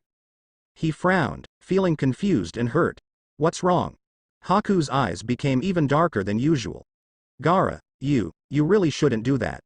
Because, there was a sharp inhale and a wheezing exhale while the other visibly gathered courage. Because, I'm not what you think. Dark eyes looked directly into his. Gaara, I'm a boy. That game of dressing up, it was all just an act. His head spun, trying to take in this information. Haku managed to slip from his hold easily. So, Haku was never a girl at all? The Raven had only used him to gain his trust? He felt sick to his stomach, betrayed. He couldn't meet Haku's eyes anymore, although embarrassment was slowly striking him numb. The other was silent for the longest time until a soft voice he liked far more than he should have came. "Do you wish me to leave?" He nodded, his throat too tight for words. He wanted him, he quickly corrected himself, out of the room, because he had absolutely no idea what his next move would be. It was the first time he didn't try to stop the Raven from leaving. Once outside the room, Haku found herself leaning heavily against the door. She grit her teeth painfully and squeezed her eyes tightly shut when there was a sound of something breaking inside. How odd. She was almost sure such a sound came from inside her as well. "I'm sorry." She refused to speak those words, but, "Maybe you'll understand one day." She could only pray he would. "Haku?" Sasuke's voice managed to startle her. "Is something wrong?" She fought furiously, with all her might, and could eventually feel the stiffness within her disappear. She smiled warmly to her friend. "No, I'm fine." Her eyes then darkened, betraying her. "It's time for us to go to the basement, no?" Sasuke nodded darkly. They didn't speak a word while going. Naruto's head hurt with confusion when he finally entered he and Jiraiya's room. The man gave him a weird look. "Now what's with you?" He scoffed. "Sasuke, that's what." He flapped his arms wildly. "I swear, that to me's driving me insane on purpose. We've got to get away from here before she'll wreck the last of my sanity." He stopped the rant when noticing that Jiraiya was in fact smiling. "What's so funny?" The man smirked. "Now that sounds familiar." He frowned, by then utterly lost. "What are you talking about?" He wasn't sure if Jiraiya's expression was amused, sad or worried. "Because, a little less than 2 decades ago I heard a man who looked just like you make that exact same speech about a woman who was about as spicy as Sasuke." The man hesitated for a moment, as though wondering what his words would cause. His name was Minato Namikaze. For a moment an incoherent flood rushed through Naruto's head, until he found himself frowning. Minato. He was sure he'd heard that name before. It sounded so familiar that it hurt, but he couldn't summon a picture of the man's face. Who was he? Jiraiya's face carried the strangest of expressions for a moment, until the man grinned and waved a hand dismissively. "Meh, that's a long story for some other time." He would have wanted to press forth, but knew it to be pointless. If there was a person who could be more stubborn than he was, it was his teacher. Therefore he nodded with disappointment. Thanks to his forgetfulness, it was easy for him to go back to the original problem. A frown wrinkled his whole forehead. "What about Sasuke?" he demanded, his gaze all but pleading for help. "What the heck should I do? I mean..." He would have probably blabbered on forever, which was most likely why Jiraiya chose to look at him with oddly soft eyes. "In all honesty, Kit, I think you already know." And to his surprise he did. He left the room, closing the door soundlessly. Once left alone, Jiraiya rubbed his forehead with 3 fingers, giving a low growl. "What the hell have I done?" In the meantime Sasuke winced when pain crossed her entire being for what felt like the umpteenth time, only her pride keeping her from screaming. She hissed when Orochimaru, who'd pinned her against a wall, stepped even closer. "You're slipping, Sasuke-kun," the man announced in a snake's voice. "You're letting the target much too close, under your skin." Something sharp met her skin, and she could no longer tell what it was. "Do you need to be reminded of how much those slip-ups may cost you?" Somehow she managed to summon a glare. "I will take care of him, in my own way." She wondered if the man could see through her pathetic lie. "So drop it." The man leaned closer. So close that she felt repulsed. "Just remember to whom you belong," the man murmured, brushing her tattooed shoulder. "Sasuke-kun." Knowing Orochimaru, backing away would have been the most sensible thing to do. But she didn't feel like playing a fool that day. Defying all pain and reason, she spun fast, ending up so that Orochimaru was pinned against the wall instead. Her eyes flashed red in the room's light. "Enough," she hissed. "Is enough for today." With that she all but stormed off. Once Sasuke had left, Kabuto stepped forth. "What do you want to do?" Orochimaru's eyes flashed. "It looks like you were right. We have to tighten the leash." That evening Tamari found herself so exhausted and irritated that she knew only one thing would bring her comfort. It was cold and comfortably silent on the motel's roof as she sat, admiring the stars. Or was, until she heard someone crawl over to keep her company. She couldn't keep herself from glaring when meeting Shikamaru. Now what? She wouldn't have wanted to be hostile, but the conversation between the boy and Orochimaru she'd heard some days earlier didn't give her another chance.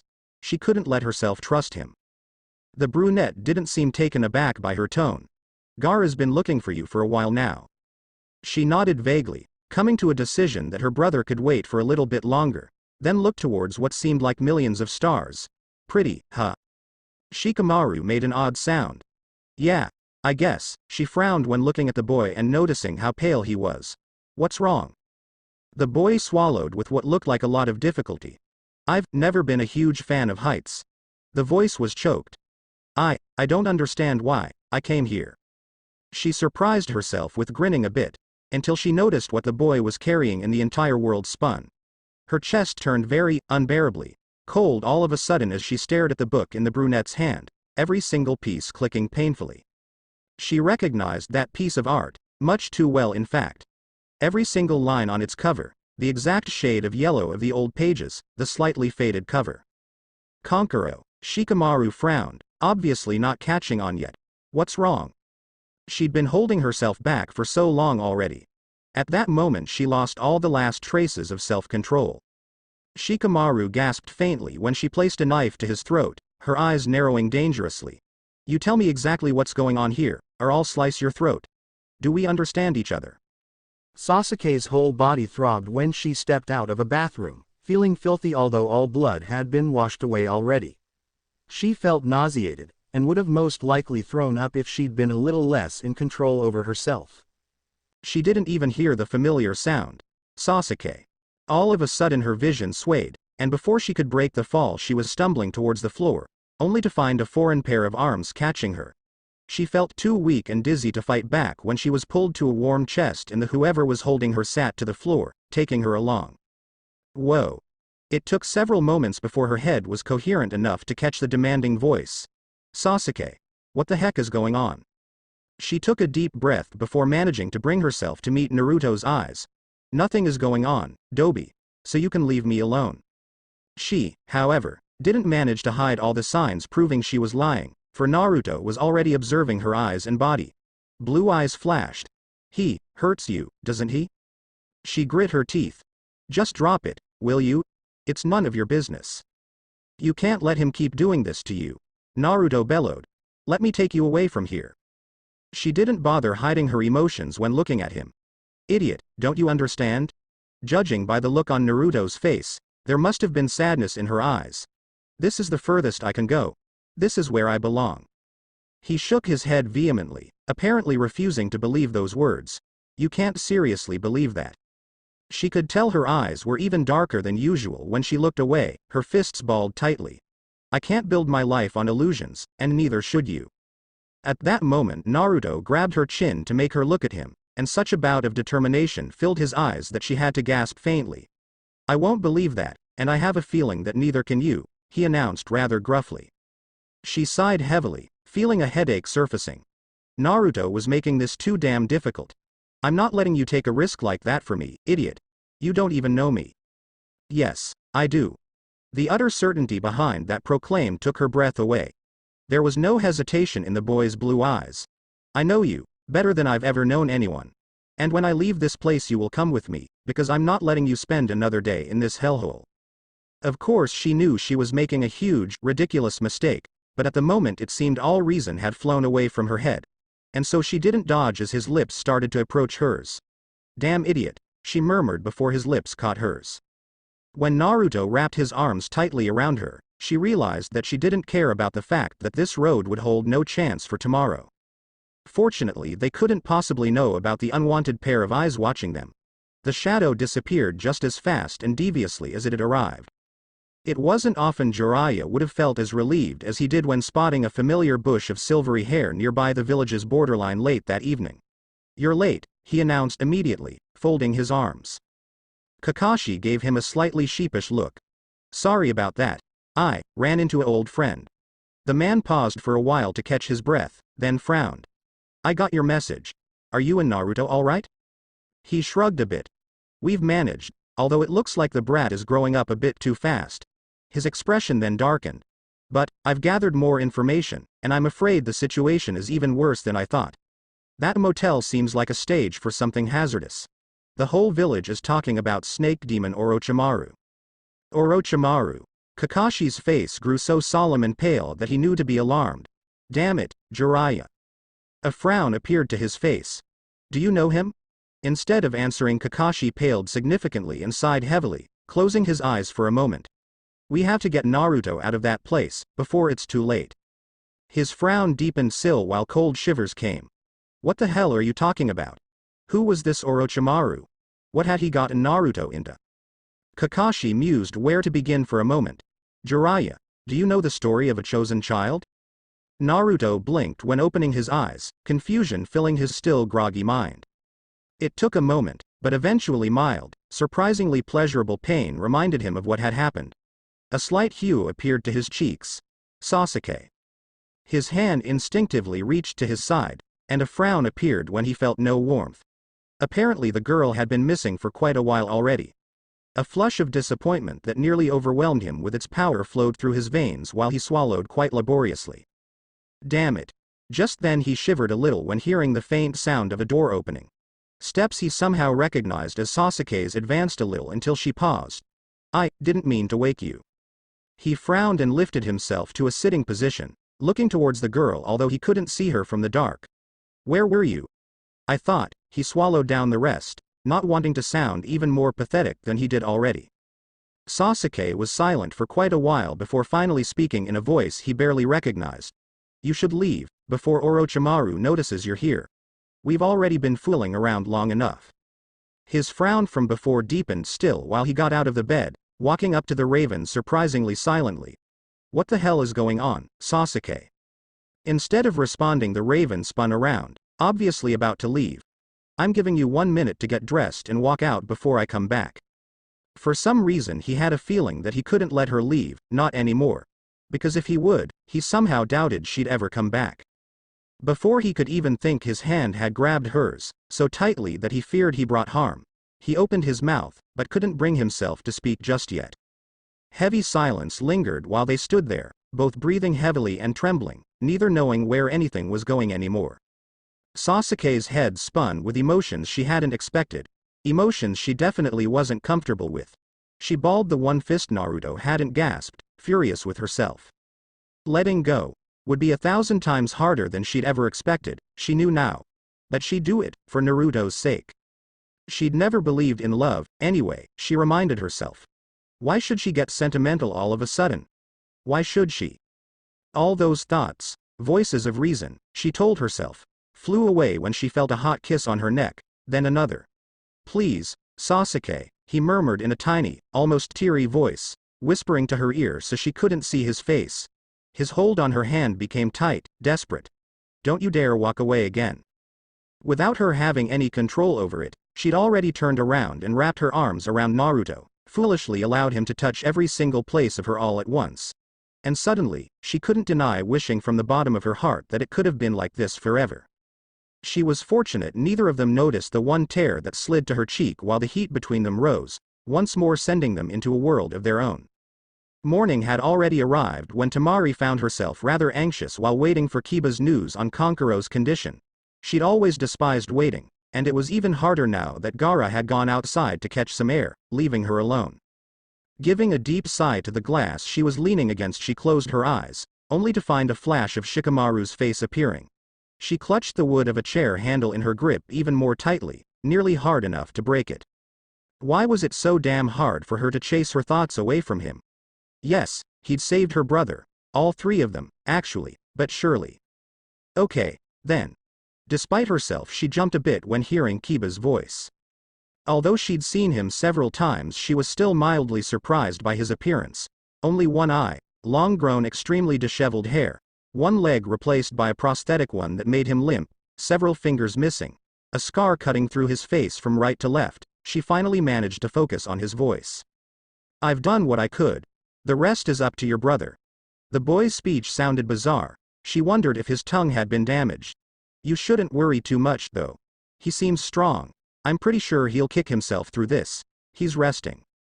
She nodded, then sucked down all her pride to get certain words out. Thank you.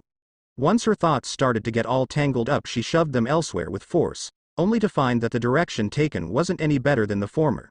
She frowned a bit, folding her arms. That friend of yours, Shikamaru, for some reason she couldn't get the rest out. Apparently catching on, Kiba waved a hand. Meh, don't worry about that grouch. He's made it through thick and thin, he'll be just fine. A somewhat naughty grin rose to the boy's face. It looks like he still knows how to wrap a girl around his little finger. She arched an eyebrow, her expression turning hazardous. What was that supposed to mean? Oh, yeah. She couldn't tell if Kiba had honestly forgotten or if he was trying to switch topic. He pulled out a folded paper. Gaara left this, he told me to give it to you once I'd taken care of Konkuro. Feeling somewhat confused, she took the paper and opened it. The words she found brought her chills. I'm sorry about this. I hope you'll understand. She gave a hiss, her eyes narrowing. That damn moron. She could sense Kiba's frown although she didn't look at him. What's wrong? She looked towards the window to find storm clouds gathering to the slowly darkening sky. We'll see. Somehow she had a strong feeling that the soon erupting storm wasn't the only turmoil she should have prepared herself for. At around the same time in the motel, Sasuke's eyes were even darker than usually while she walked into the basement floor, easily finding her way to Orochimaru's room with a mug full of potion held firmly in her hand. Her expression was that of a person who just made up their minds about something they'd been contemplating for a very long time. You called me. Her voice was formal and even, not even the slightest shudder gave her away. Orochimaru nodded. The flash in his eyes gave her a sensation of alarm. It's time to complete the task, Sasuke. Tonight, you'll bring me the chosen child. She felt sick to her stomach. So the time had arrived even sooner than she'd expected. Are you sure he's the one? Orochimaru's eyes flashed. I've seen the signs, Sasuke. I've seen him. I've been wrong enough times to know, do not doubt me. It was agonizingly hard for her to keep herself from trembling, but she managed anyhow. She didn't know that dance of light dyed her eyes red while she looked directly towards the man with no fear. Drink this, then. She handed the mug to him and he accepted it eagerly. If tonight really is the night, you need to have your full strength to endure the procedure. Yes. Orochimaru's eyes were even more dangerous than usually when he glanced towards her while taking a taste of the drink. But bear in mind, Sasuke, I won't tolerate failures. You know the punishment if you let him get away, it's the same even for you. She grit her teeth. Yes, I know. She then got up suavely, no abnormal tension in her moves. Now drink. I'll bring him to you soon. She left the room without looking back, closing the door soundlessly behind her. Once outside, she was mildly surprised to run into Tenten. The girl frowned when seeing the look on her face. Sasuke. What's going on? She sighed a little, only then becoming aware of the tension in her muscles. The time arrived, was the only explanation she managed to give. Tenten's eyes widened a fraction for a moment. What are you going to do? She took a deep breath. Whatever I have to, I guess. Her friend's brown eyes flashed with something she couldn't identify. Just, be careful, will you? She nodded sharply, just then noticing the instrument the other was carrying. She found it hard not to wince. The wedding, she looked back at the brunette once more, finding a lot of tightly locked back emotions from brown eyes. You can do this, Tenten. The girl nodded, seeming to rearrange her posture. I know. They exchanged looks that said everything necessary. Good luck. You too. With that they took their own paths without looking back, both preparing themselves for the excruciating tasks to come. Pleased as he was to see her, Naruto frowned at the look on Sasuke's face when he opened the door of Jiraiya and his room to find the girl. What's wrong? After brushing his hand atypically softly, as though it had been the answer to everything, she fixed her flaming eyes to Jiraiya, who'd appeared to stand behind him. It's time, she announced. He was fairly sure he sensed a shudder coming from his teacher. Already? The man then looked at him with strange eyes. Naruto, you better start packing, right now. He frowned, utterly lost, and didn't move. Am I the only one around here who doesn't have a clue of what the hell is going on? Sasuke seemed to grit her teeth. I'm trying to save your life, idiot, that's what's going on. The girl then looked towards Jiraiya. Has your contact been informed? Jiraiya nodded. He's waiting for us in the forest. I told him we'll be in a haste. The man then frowned. What about Orochimaru? Onyx's eyes flashed. My potion wasn't strong enough to kill him, but he'll be down for some hours. So let's stop wasting time and go, alright? If they'd paid just a little bit more attention to their surroundings while going, they might have noticed the danger looming. Kabuto's eyes flashed while he watched them go. Several people had already escaped from the motel that night, he'd noticed. He readjusted his eyeglasses. It was time to take drastic measures to keep a disaster from happening. When 1010 arrived to the Hyuga estate, she faced exactly what she'd feared. Neji, who'd been walking down the stairs, immediately spotted her, and pale eyes filled with a storm she wasn't used to seeing. 10. She couldn't tell what her expression was like when she finally managed to gather breath after several seconds, enough so to whisper. Good luck. For some reason those shallow words were all she managed to produce, the only form of saying goodbye she could find. The look on Neji's face changed, became such that broke her heart to pieces, but before she could speak another word Hiashi appeared. The man's eyes were strange for a moment when he looked at them both, almost like guessing. What are you still doing here? It's time. Although it took her all not to turn around and run, especially with the baby kicking in her stomach, as though knowing exactly what was to happen, 1010 created a skillful smile while she stepped into an enormous, fancily decorated hall where what seemed like hundreds of people were sitting. There was no room for tears that day, despite all her wants. And she watched and played the best as she could while observing the scene, charade, playing out before her. Watched how Neji and Ino exchanged vows of eternity together with the boy's eyes constantly straying her way, while the two swore to be faithful and truthful, to never part. She kept looking, although it became hard to breathe at some point. Watched how everyone cheered at the newly wedded couple, witnessed how a tight, rather pathetic attempt of a smile crept to Neji's face, only to disappear as soon as he looked at her. Watched how the couple started their first dance as a married couple, her eyes stinging almost more than she could take. When the couple, or rather Ino, eventually announced that they were heading towards spending their first night as a husband and wife, then left, she kept sitting, completely motionless and hollow, wondering if she'd ever be able to move again.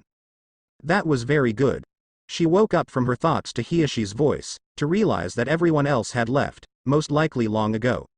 The man's eyes seemed rather dangerous. You're a splendid actor. But then again, I suppose you must be to have my nephew fooled. She narrowed her eyes, feeling even sicker than she had so far, and finding it nearly impossible to hold back the storm wanting to erupt. Are we through? Hiashi nodded, as though nothing in particular had happened. Orochimaru will receive my payment tomorrow. Not bothering to do or say anything else, she finally managed to jump up from her seat and walk away, much too hastily for it to be considered normal. She ignored the weird looks people gave her while she passed them by.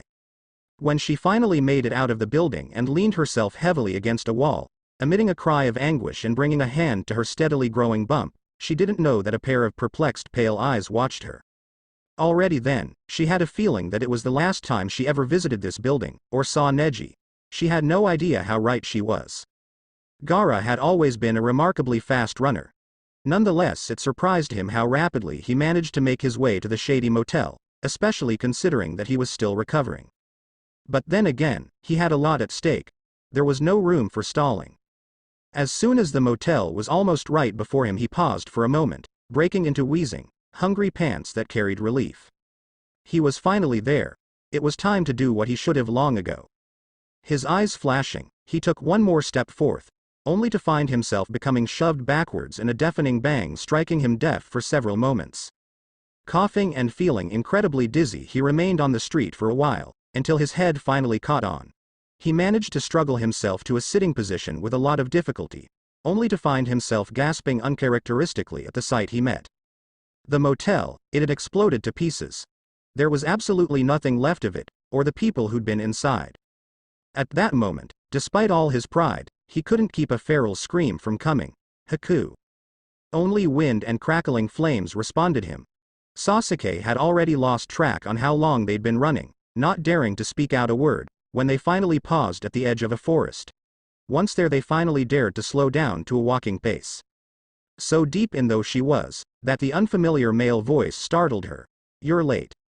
She glanced aside, finding a man with silvery hair and black eyes who'd covered half of his face with a mask. Naruto, apparently, seemed to know this stranger. The blonde grinned brightly. Kakashi. I thought you'd gotten your ass kicked or something. Tremendous relief could be heard in that voice. The boy then folded his arms. But who are you to nag about being late? I bet you only just arrived. The man, Kakashi, flashed a rather dry look towards Jiraiya. He spent too much time with you, he's gotten your tongue. Amusing as this all was, Sasuke found herself gritting her teeth. We don't have time for this. Jiraiya sighed soundlessly, beginning to step forth. I guess you're right. Let's go, brat. Naruto followed at first, then stopped and frowned, blue eyes filled with something close to terror and confusion, when he realized that she wasn't moving. Sasuke. What are you doing? Gosh. How much it took of her to keep everything bubbling inside her from showing. I've already told you many times, Naruto. Her voice didn't sound right. This is as far as I go. Naruto's eyes immediately flashed blue fire, and the boy's fists balled. No. We're not having this conversation again. The blonde took a step closer. Hell no, I'm not leaving you here. You're coming with me. You're coming home. She sighed heavily and closed her eyes for a moment. This would be even harder than she'd expected. Facing the boy's eyes just then was one of the most painful things she'd ever done. You need to, Naruto. Don't be a fool. I love you. Those words surprised them both. Naruto perhaps even more so, although he was the one who spoke them. Doesn't that mean a thing to you? I fucking you love you. Blue eyes narrowed, filled with even more determination than usually. So I'm not leaving without you, got it? You better accept that, Teme. She gave a hiss that sounded quite a bit like a hiss. Damn it, she'd hoped things wouldn't come to this. Fine. She leaned closer, and he followed the gesture eagerly. I'll come, if that's what it takes. Her throat, whole body, in fact, burned when she placed her lips to Naruto's, sealing him into a warm, bittersweet kiss. Judging by the boy's moan and attempts to hold her closer, he bought the facade of security she was offering. That was when her fingers moved. She could only feel the blonde gasp into her mouth, with surprise and hurt, until he fell limply. She caught him surprisingly easily, finding herself wishing she could have just held him a little bit longer. I'm sorry, was something her pride wouldn't allow her to speak out loud. Jiraiya immediately approached with a stormy expression. What the hell did you do to him? She swallowed, but didn't manage to erase all of the bulge blocking her throat. She refused to meet Naruto's unconscious face, instead stared right through his rising and falling chest with vacant eyes. He'll wake up in a matter of hours. I just bought you enough time to get away from here. The man nodded slowly, apparently buying her words in the end, then walked all the way to them and pried Naruto's still form gently from her hold. Once the blonde was in the man's safe arms, he looked at her thoughtfully. Are you sure about this? She gave the man a heated look that spoke far more clearly than any words, then refocused on the boy even though it was almost unbearably painful. Although she wouldn't let anything be seen from her face, Sasuke felt like suffocating as she stepped to the boy and placed her lips rather gently to Naruto's soft ones, granting him a stunningly gentle, short kiss, the only gift of goodbye she could give. While breaking away after a second, she stalled so that no one noticed, allowed her lips to move barely traceably. Thank you. With that, she straightened her form as gracefully as she possibly could, felt her eyes burn while she looked towards Jiraiya and Kakashi. Make sure he's safe, understood? Whatever measures required. The men nodded, appearing speechless for a while. Just as she moved to walk away, carefully avoiding looking towards Naruto in fear of what it'd do to her, the older man spoke. Good luck, Sasuke. She merely nodded, then turned around sharply, although it took her absolutely all, and started to walk away with oddly stiff steps, working her hardest to keep her gaze fixed forth. As though having been called Rain appeared just then, escorted her as she disappeared from the forest, from Naruto's life, for what she hoped to be forever despite the stinging in her chest. It wasn't until late that night, when she stood outside in surroundings she'd never seen before after having endured Orochimaru's punishment, she finally let herself break down in the covers of still pouring, icy rain. Jiraiya and Kakashi observed Sasuke's distancing back for several moments until the latter finally managed to speak. Naruto isn't going to give up on her. You know that as well as I do. Jiraiya sighed heavily, repositioning the still unconscious boy in his arms. I know. And he also knew that things would be much more complicated from there on. Swallowing down another sigh, he started to move. Now let's go. We're not out of the woods yet. As he glanced towards Naruto's face while they ran, he couldn't help wondering if the wetness on the boy's cheeks was raindrops or tears. And so, that stormy afternoon, their paths parted. Neither knew when fate would finally lead them to each other again, if ever. Nor did they know that a seed that'd change everything had already been planted. When he'd first left Konoha, Naruto had thought that it'd feel incredibly good to come back, to see all his friends again, to return to his usual life. That's why it was almost ironic that he stopped a step away from the village's gates, unable to move forth. Jiraiya and Kakashi gave him questioning looks. "What's wrong?" Kakashi inquired in the end. He swallowed thickly, not sure how he should explain this. "I don't know." That was a flat-out lie, really. If he dared to be honest, he knew exactly what was halting his steps, for the image of a familiar face in the back of his head was much too clear to be ignored. He'd left his heart behind. How was he supposed to be comfortable with returning? Hey Naruto." The female voice he recognized very well managed to startle him. Formerly, when meeting Sakura's face, he'd felt warm and fuzzy inside. But now, even when she touched him, "Gosh, I can't believe you're finally back. Where have you been?" It took his all to create the tiniest of grins. "You won't believe the stories I have to tell you, Sakura-chan." He didn't see the dark look Jiraiya and Kakashi exchanged, already knowing what he'd figure out weeks later. Sasuke's eyes were even darker than usual while she stood before the window of the building Orochimaru had chosen as their newest base, sipping herbal tea that tasted like poison to her. "I love you. Doesn't that mean a thing to you? I fucking you love you." Her eyes narrowed dangerously, almost flowing over. "Damn it, Sasuke." She shivered at Tenten's voice that surprised her. The girl had, apparently, approached her from her blind side. The eye Orochimaru had blinded after finding out about Naruto's departure, not managing to catch any movement. She turned her head so that her seeing eye caught her friend, whose face held something close to sympathy. "Orochimaru was asking for you." She nodded rather stiffly. "I'll be there in a while," she murmured, and nearly winced when a flash of Naruto's face appeared once more when the rising sun hit her healthy eye. Understanding flashed by Tenten's face while the girl nodded and brushed her already very swollen bump, in which Neji's child grew a little more each day. "I know exactly how you feel," the brunette's gaze said. She nodded as well with something close to gratitude. They remained in a silence, both drowning themselves into sweet what-ifs. 1 month and a week later. The weeks had scrolled by surprisingly fast in the makeshift safe house Temari and her brothers still occupied. To Temari's relief, which she refused to show, Kankuro seemed to be recovering rather nicely. He still didn't speak or react the way he should have, but he'd woken up after sleeping for the first 5 days and his injuries were healing in a speed that baffled Kiba, who was bravely trying to act as a medic although he most likely had little to no experience. Everything, Temari mused, might have been perfect if she'd managed to forget about Shikamaru for even 1 bloody second. The brunette still hadn't arrived, and little by little she found herself losing the little hope she'd had, especially when remembering Gaara's solemn news on the motel fate. She blamed herself, which was something she would have never expected to find herself doing, and wished dearly that there would have been something. She shook her head, once more chasing those thoughts away forcefully. She wouldn't help anyone with driving herself insane. "So you ended the training session already?" Kiba's voice nearly startled her. She nodded, feeling a twinge she would have rather not admitted when finding the boy looking through a window. He was Shikamaru's best friend. It was quite clear what he was waiting for. Kankuro was getting exhausted, although he'd never admit it. "I sent him to get some rest with threatening to tie him to a bed if he'd disobey." Kiba grinned toothily at that. Effective. The boy then came to think of something. Gaara left for another searching round. He said he'd be back for dinner. She sighed inwardly and rolled her eyes, feeling a wave of sadness. So her brother still hadn't given up. She should have known to expect as much.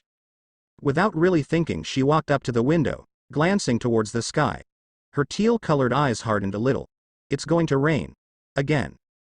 "HMMH, Kiba commented, taking a sip of something that smelled horrible even to where she was standing. "But spring's already right around the corner. I bet the rain won't last long." Although she didn't look towards him or show any signs of emotions, she was all but baffled. How the heck did anyone manage to remain that positive in this miserable place, especially with the past Kiba had without a doubt had? She was just about to speak when her eyes caught something that nearly made them widen.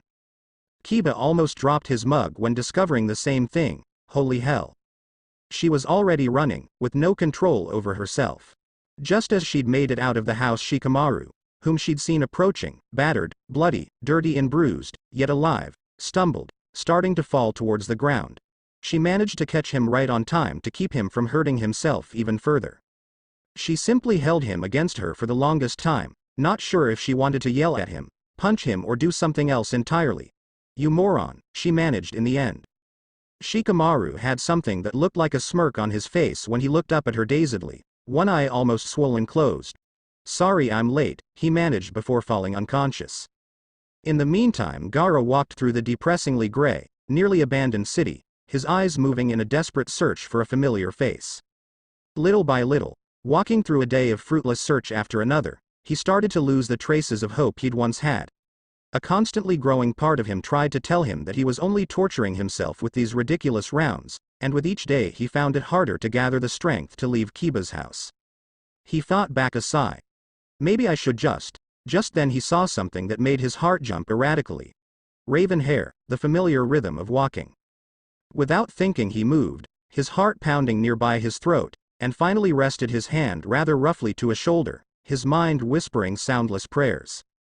The person he'd approached stiffened, then turned around so slowly that he feared he wouldn't be able to take it.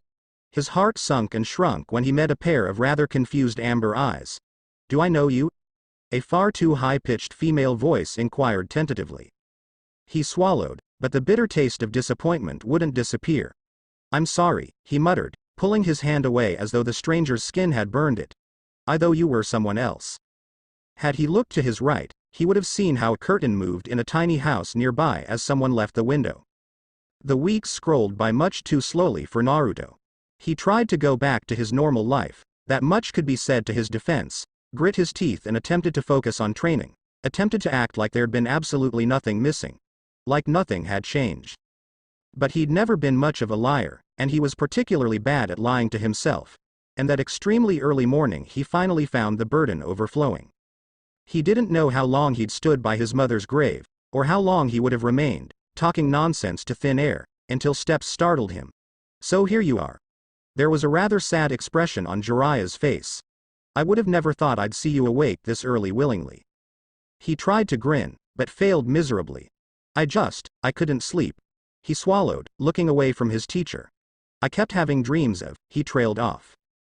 Jiraiya, however, was no fool. Of Sasuke, right? His eyes stung while meeting his teacher's. I've gotta see her." He didn't manage to go on until after taking a deep breath. I don't feel right around here anymore." One tear rolled, quite soon followed by several more once the path was opened. I don't." At that admittance the dams that had held him together for 2 long months broke beyond repair. Jiraiya was subtle enough not to say or do anything but place a comforting hand to his shoulder while he finally allowed himself to break down. At first Sasuke had been able to shrug off the symptoms as something caused by stress, maybe even heartbreak, although she wouldn't have wanted to admit feeling such. But when the signs grew louder and louder, it became apparent to her that something was badly out of place. Dizziness, certain sense sending her stomach making back flips, constant mornings and evenings of nausea, swaying moods. As she kneeled on the bathroom floor that early morning, throwing up absolutely everything there was in her and more, she finally admitted facts to herself. She'd already been down that road once. Of course her heart knew the signs. She shivered like a leaf when bringing a hand to her stomach. 10:10. Who'd been holding her hair, brought a hand to her shoulder. Sasuke. What's going on? In some other situation and state of mind she might have scolded her friend for not recognizing the symptoms the brunette should have been very much familiar with. Her heart thumping a little too fast, she turned to meet Tenten's eyes, fighting her hardest not to show fear. I think I'm pregnant." In the downstairs area of the building, Orochimaru's eyes shifted and flashed when the door of his private room opened, revealing Kabuto. "I wasn't expecting you." The teen's eyes darkened somewhat dangerously for just a moment. "I know."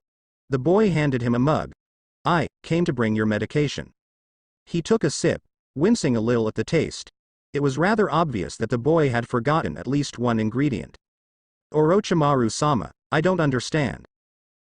So Kabuto wasn't smart enough to leave him alone just yet. The black eyes looking at him with a frown carried fear he considered pathetic. "We were exposed." Konoha is firmly on our tails. Aren't you worried? He gave what might have been a smile on someone else's face. No, he took a sip, although it tasted horrendous. You did a very good job with destroying evidence when blowing up that motel, and I doubt Konoha would know to look for us here even if they'd know we're alive. Kabuto didn't seem fully relaxed just yet. What about Naruto? You still need him. He revealed his teeth, eyes flashing. I wouldn't worry about him. He found that he'd already grown used to the drink's tart taste during the third gulp. After all, we've got the perfect tool to lure him here when the time comes. As more and more time moved forward, Naruto found the restlessness inside him growing by each passing day of a long, seemingly endless winter. No amount of training, spending time with his friends and trying to simply forget what obviously hadn't been meant to be managed to trick his mind from thinking about what was painfully obviously missing.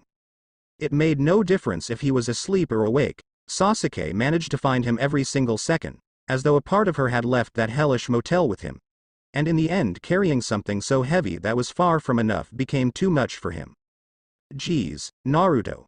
Funny, he hadn't even remembered Sakura's or felt her attack that had sent him to the ground. There was a dark frown upon her face while she looked at him, obviously trying to piece things together. You could have at least tried to dodge. He gave a wobbly, sheepish grin. Sorry, Sakura-chan.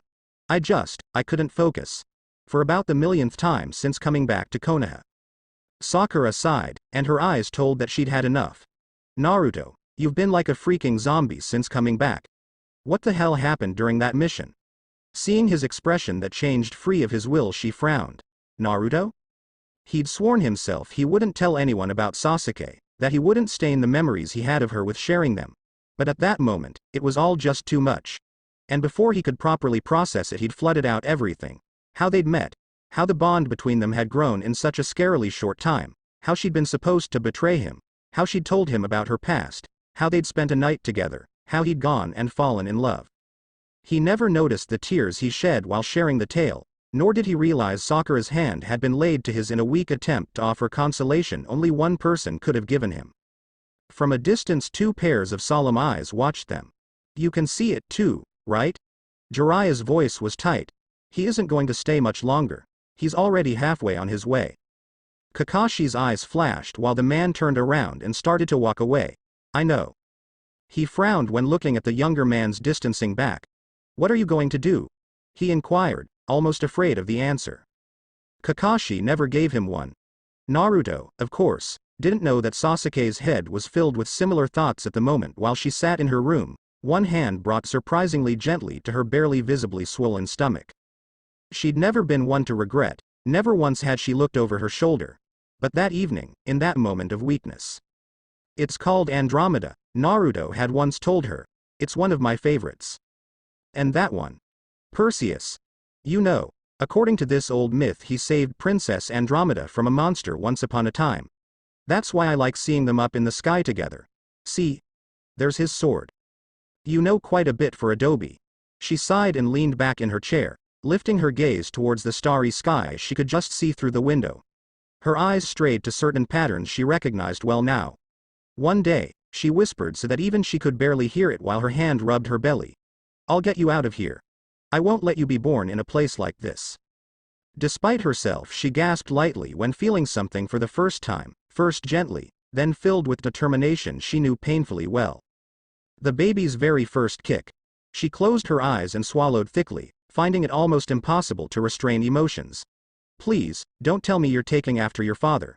Because if the baby would, if she'd have to look into the eyes of a miniature Naruto and see what had slipped away.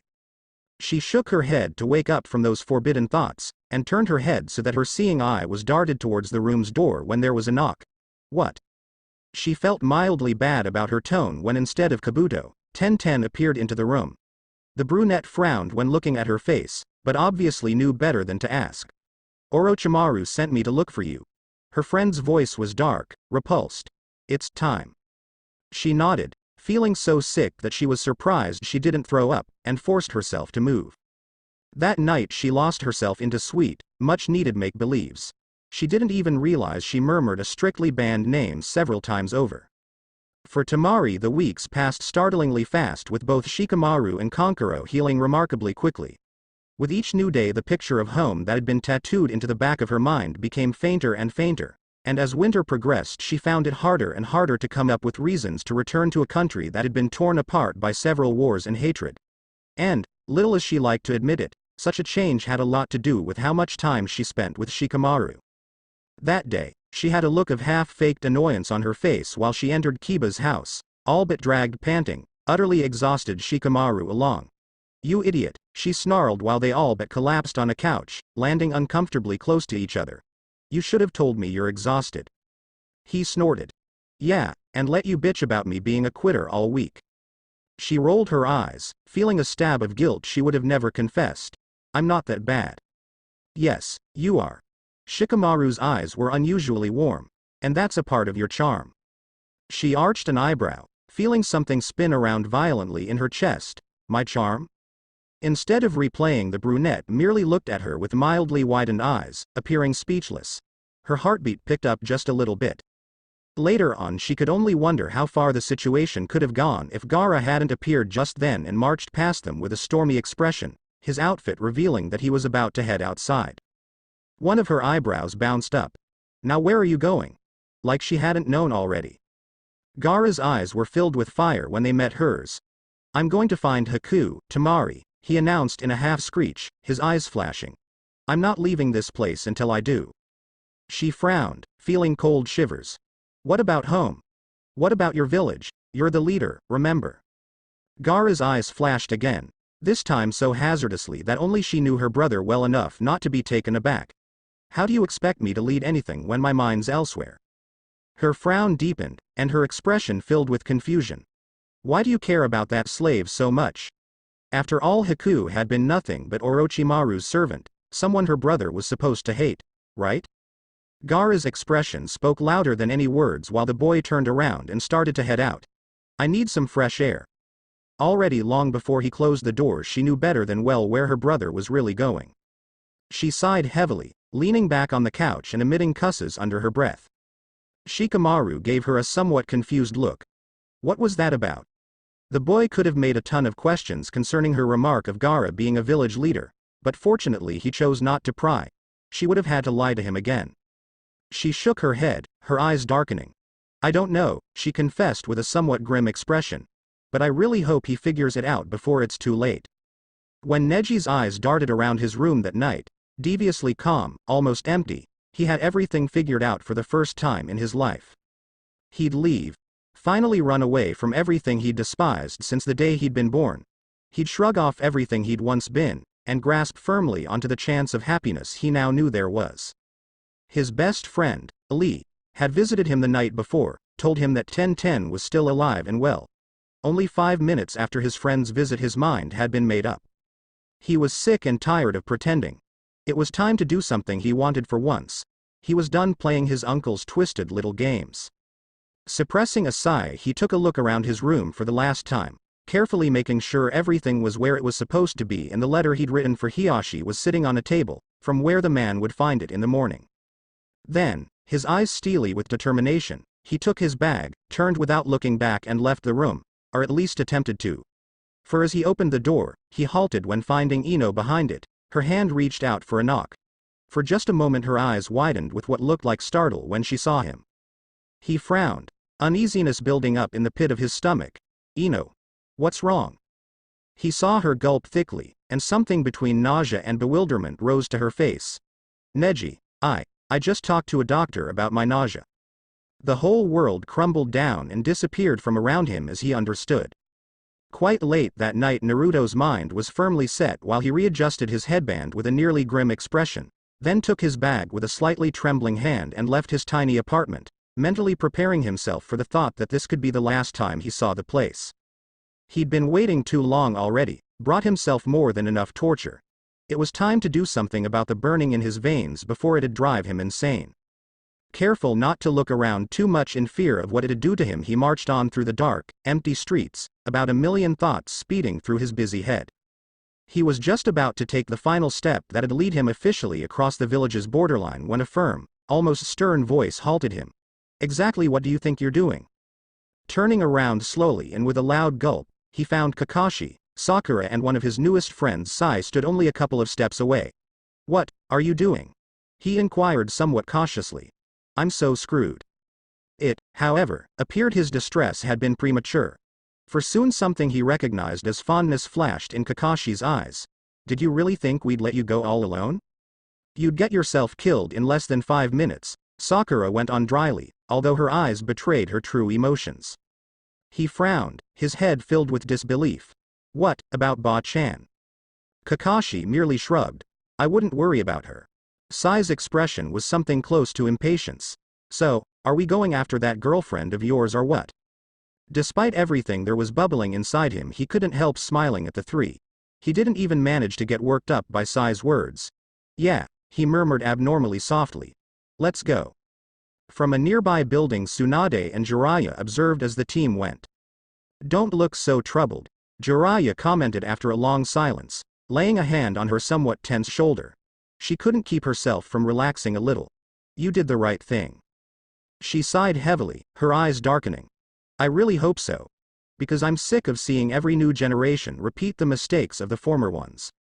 In the meantime, Sasuke inhaled sharply through her nose while walking around in the room she and Ten shared, desperately trying to bite back a nearly unbearable wave of nausea. The baby was causing her far too much trouble. If she wouldn't be able to keep her stomach in control, it was only a matter of time before Orochimaru would notice. "If you want me to, I can give you some of the potion I used when I had morning sickness," Ten, who was about to give birth any given day, suggested rather gently. "It makes your mouth dry, but otherwise it should be safe, for the baby as well." She nodded quite absent-mindedly and stopped, her gaze locking to a candle burning on a table, so close she could have touched it.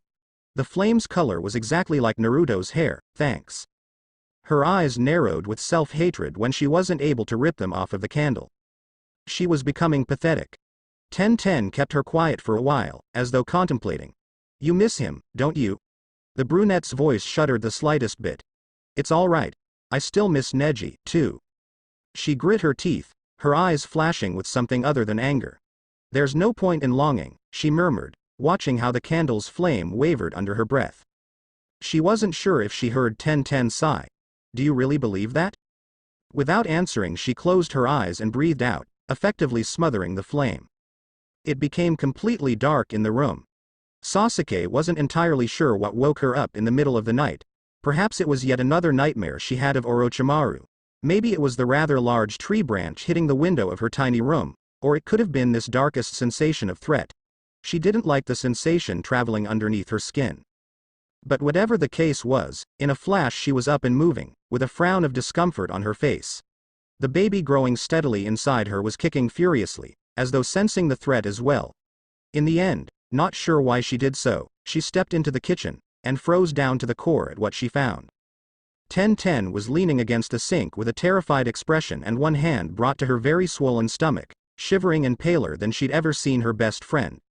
At the girl's feet was a shattered glass, and something that didn't look quite like water. In a flash her eyes widened a fraction as she realized. Oh shit. Ten seemed to be close to tears when looking at her. "The baby, Sasuke." She swallowed thickly. "It's really coming this time." In the meantime, Temari felt exhausted down her core while sitting on the windowsill of the room that had been given to Kankuro, watching how Shikamaru and Kiba trained outside with determined expressions and occasional biting remarks. So deep in her thoughts she was, that she shivered a little when her brother suddenly stood beside her. There was an amused expression on Kankuro's still somewhat banged-up face. "How long has it been now?" 5 hours. She snorted, and almost winced at how sore her muscles were when she stretched. 6, she all but growled. 6 hours and 10 minutes. I can't believe Shikamaru hasn't complained Kiba to the point of insanity yet. Her brother gave her a long, evaluating look, his face then twitching into something that looked like a smirk. "You two are amusing." She frowned, hoping she would have been as confused as she pretended.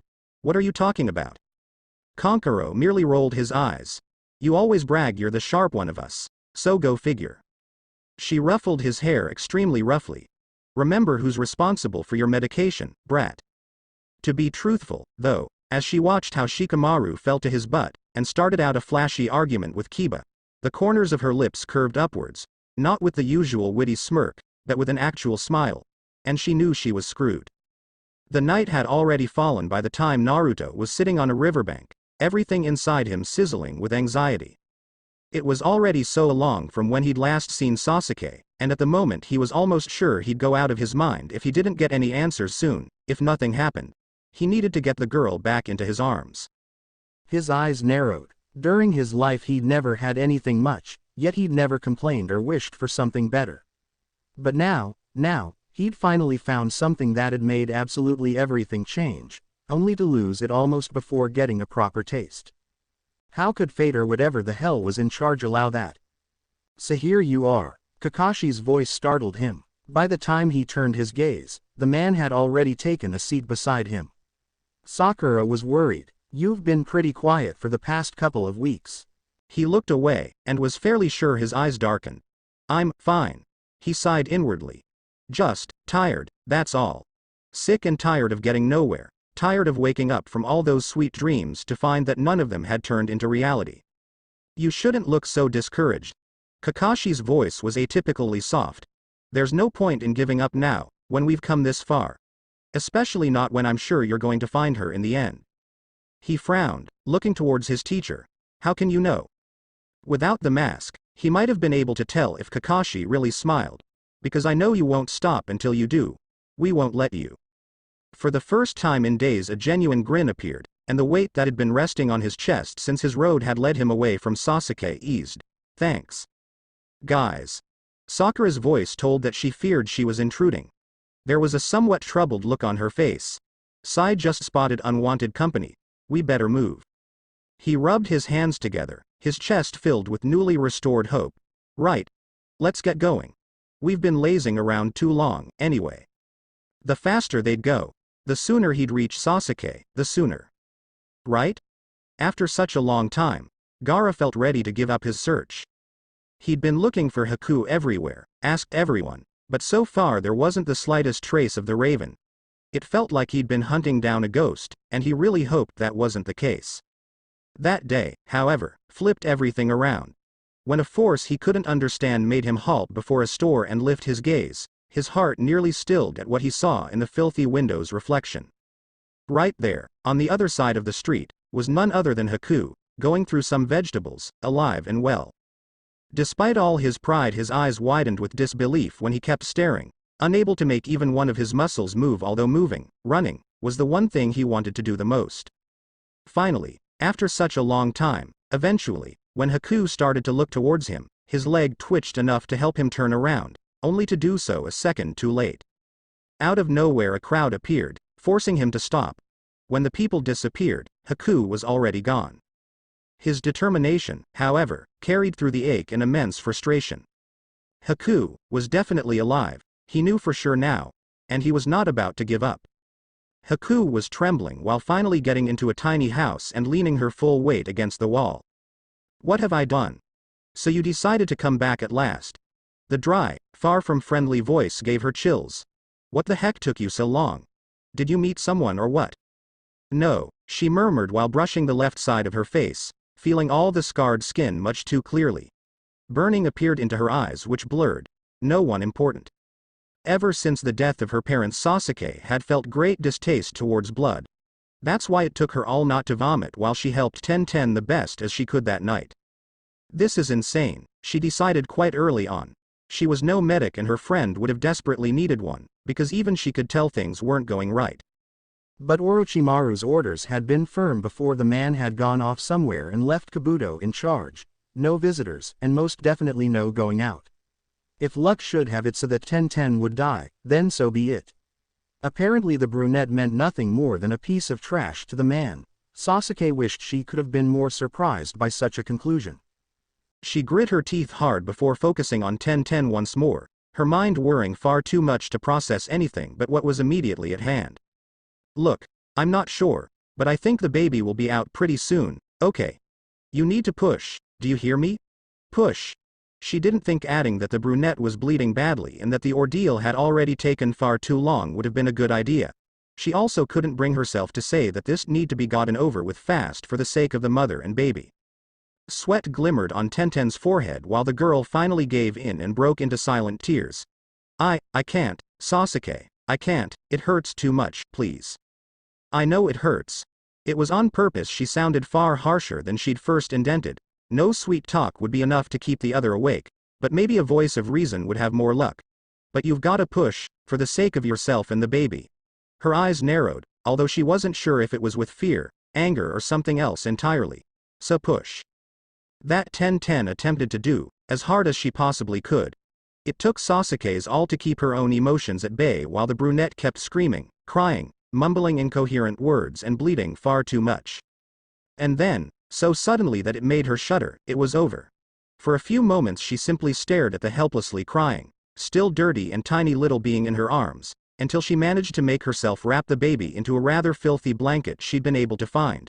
It's a boy, she managed. A boy, Takao. The slur of Tenten's voice alarmed her even more than the girl's pale features and the blood still flowing. A tentative, trembling hand was outstretched to caress the new arrival. The baby calmed down as soon as the girl's hand touched it. The brunette's eyes were already glazed over when they moved slowly to meet hers. Please, make sure Neji gets to see him. Had she possessed a little less self-control, her eyes might have widened the exact moment Tenten's slipped closed and her friend grew still, too still. Wake up. There was no reaction, not even when she grabbed the girl's shoulder harshly. The baby, Takao, started to cry heartbreakingly. 10-10, open your eyes. But she already knew it was much too late. There was no pulse when she searched frantically for one, and the stream of blood had stopped. It was all over. Just like after the death of her parents and Naruto's departure, she felt cold and lonely, and although she didn't cry, her eyes stung hellishly while she trembled. She didn't manage to move, could barely breathe. Takao kept crying in her arms, showing everything she couldn't. All of a sudden the room's door opened without a knock, and Kabuto marched in. What hell is this ruckus all about? The boy then noticed 10-10, and a dry look appeared. Oh crap, Orochimaru-sama isn't going to like this. Her eyes flashed, and in one motion she'd cradled the baby close to her. She'd failed when it came to helping 10-10, but she wouldn't let this child suffer. Kabuto, of course, noticed her efforts. Ah, now what are you doing? Something flashed in her eyes, she could tell, when the boy pulled out a knife. Give the baby to me, and you won't have to get hurt. At the moment no thread of pain made sense to her. The boy's monsters words barely even registered. Her mind and chest were too filled with everything else. All she could do was move, and that's what she did. Before Kabuto could flinch, she was already rushing forth, towards the room's door like a wild animal escaping from captivity. The boy's eyes darkened dangerously. Oh, no you're not. The blade moved and cut a rather deep, nasty wound to her side, but from her shock she barely noticed. Instead she grabbed a vase of some sort that had been forgotten into the room's darkest corner, and swung. The sound of glass breaking broke the noise coming from the baby crying, and soon enough there was a thud as Kabuto went down and remained there, unmoving. For a few moments she simply stared in utter disbelief, not managing to believe that she'd done this, that the road was finally open. Then, her gaze turned towards Tenten's body, and something moved uncomfortably in her chest. The baby inside her also started kicking, obviously sensing the emotional turmoil she was in. She didn't want to leave what was left of 10-10 here, under Orochimaru and Kabuto's mercy. But what else could she do? There was no time. Getting Takao to safety was far more important than saving a body, wasn't it? She had to do this. This was what 10-10 would have wanted. Her eyes flashed once again, with tons more than she was able to process, before she forced herself into turning around and starting her journey. I'm so sorry. She didn't stop to think about the blood escaping from her or the damage done, couldn't lose herself into grieving. In the end she even grew deaf to the still ongoing cries of Takao. All she could do was run, and pray that she wouldn't have to stop too soon. Neji, who'd been stood on a balcony to escape from the party raging downstairs, found himself shivering all of a sudden, and his knees went so weak that they almost gave way while all color drained from his face. He frowned while squeezing the railing before him hard. What, Neji? Ino's voice carried some genuine worry. Everyone's waiting for you. He nodded sharply, not managing to look at her at the moment. He could barely even think. I'll be there in a bit. Good. Ino didn't leave, though. He felt her eyes on him. Are you okay? Yes, he forced through his lips, realizing that he was still trembling. I'm fine. That was a lie, of course. because for one reason or another, he found it almost impossible to hold back tears. In the forest, Naruto felt similar tremors and stopped without a warning, everything in his mind spinning. Something was wrong, off. Naruto? Sakura was looking at him with a frown, as was Kakashi, and Sai was also staring. What's wrong? He grinned sheepishly, all of a sudden very embarrassed by the attention. I just had some chills, that's all. Gosh, how he wished he could have been truthful. While they kept walking, he chewed his lower lip, fighting the stinging that had appeared to his eyes without reason. I really hope you're okay, Sasuke, he mused sullenly, glancing towards the stars that were beginning to appear. Because, if you're not. Somehow, he managed to freeze as Kakashi did. His teacher was looking at something with a deep, suspicious frown. He frowned as well. What's up? He then looked towards the same direction and blinked. There, below the tiny hill they were currently standing on, was a tiny hut. At first it seemed abandoned, but then he caught a faint beam of light from one of the building's windows. Someone was obviously home. Naruto felt a huge grin of hope appearing to his face. This was the first time in days they met civilization. This couldn't possibly be a bad thing, right? What are we waiting for? Let's go. Sakura growled. Naruto, you moron. Wait for us. While going, none of them noticed the two ghost-like figures, which were observing them from the nearby trees before moving to follow them. Sasuke had felt a lot of pain during her life. Yet nothing had prepared her for what she experienced that day, when her knees finally gave way and she slumped to the ground, fighting her hardest to restrain a scream of agony. Tenten's baby. Takao, Takao, Takao. She tried to remind herself, cried shrilly in her arms, as though sensing her distress, and her own child started kicking furiously inside her. She leaned heavily against the tree behind her, emitting a loud, low moan. She'd tried her hardest, ran as far and fast as she could for 2 days straight, but this was her limit. Her legs wouldn't carry her for another step. She lifted her gaze without really noticing it, her eyes growing hazy. Sorry, she wished she'd known to whom she was apologizing. Her eyes were already sliding closed when she caught a bright, nearly surreal glimpse of gold. A gasp, or perhaps a sigh, erupted through her lips. Naruto. Just then she shuddered when feeling a hand on her cheek. The touch was unfamiliar, yet so comfortably cool that only the little reason her head still had kept her from leaning against it. Hey, are you okay? Her eyes slipped all the way closed, making the voice speak again, so loudly that it hurt her ears even more than the baby's constant crying. Hey, don't you dare collapse on me. Don't. But it was much too late. The voice faded, leaving her into a gray hue. Chapter 11. Comes around, goes around. Naruto was a heavy sleeper. It was a habit both Kakashi and Jiraiya had hopelessly tried to teach him out of. Therefore he was immediately alarmed when his eyes flew open in the dead of night, his whole body fully awake and ready to operate. Something was badly wrong. Then, quite slowly, for his ears were only just waking up, he started to hear steps, everywhere around the woods he and his team was occupying. He managed to turn his gaze just in time to see moonlight shine on a blade before steel was pressed against his neck. A strangled gasp immediately left him. Shit. His chest contorted when a knee was rested heavily against it, only to relax again when he met the face of a teenage girl. He blinked thrice. Wah. The attacker was nothing all that threatening. Just a girl, most likely even younger than he was, with long red hair. Her green eyes narrowed. What are you doing in my sensei's woods? Those eyes, suddenly slightly more threatening, flashed. You have no right to be here. I'm on a mission, he offered as though it had explained everything. He swallowed as thickly as he could from the blade. We're just passing through. Okay. Is she insane? What the heck is going on? It was around then, apparently, the others finally spotted the noises. A gasp that was most likely Sakura's could be heard, and he assumed Sai was the one who pulled out a weapon of some sort. Then, so suddenly that it surprised them both, a blade was placed to the girl's throat. She growled, her eyes narrowing again. Leave him alone. Kakashi's voice was slightly harsher than usual. Drop your weapon, and you'll be all right. But the girl had other plans. With what sounded awfully lot like a snarl, she spun around to face Kakashi. There would have without a doubt been a fight, if it wasn't for a new male voice interrupting it. Amaru, leave them alone. These people are not enemies. Seeming somewhat sheepish, the girl did as ordered. I'm sorry, Minato-sensei. Naruto got up as well to meet a rather bizarre sight. Sakura stood quite nearby, looking at the arrival with several blinks, whereas Sai had folded his arms as the only visible sign of confusion. Kakashi, on the other hand, was openly staring at the newcomer, his face much paler usual and breath-wheezing. The man looked like he'd seen a ghost.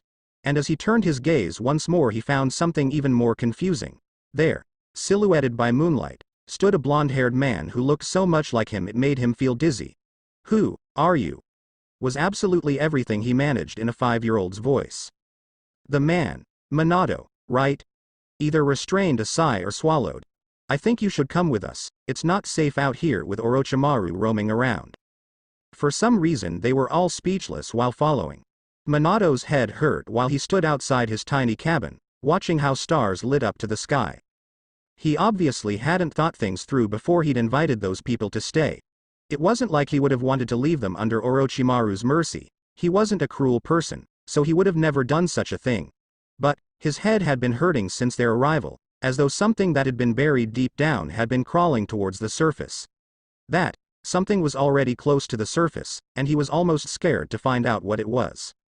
"So here you are." His ears twitched a little at the man's, Kakashi's, he recalled, voice. Turning around, he saw the man stood about 2 steps away.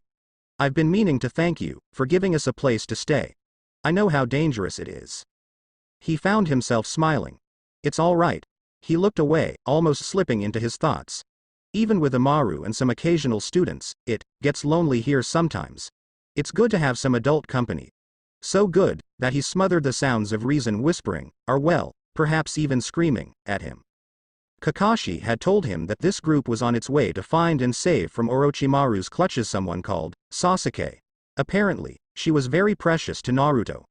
They'd already made a long journey from a village called Konoha, and they had a feeling they were close. It was a weak story, something hard to believe.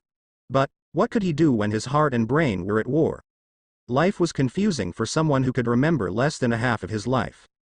"Are you feeling ill?" Kakashi's voice carried the slightest hint of worry, which was odd, considering they'd just met. "Right? You look pale." "I'm fine," he responded rather softly while turning towards the man, and just then his gaze got lost into the other man's eyes. Something first pulsated harshly, then stilled completely, as though the sight had been too much for his system to handle.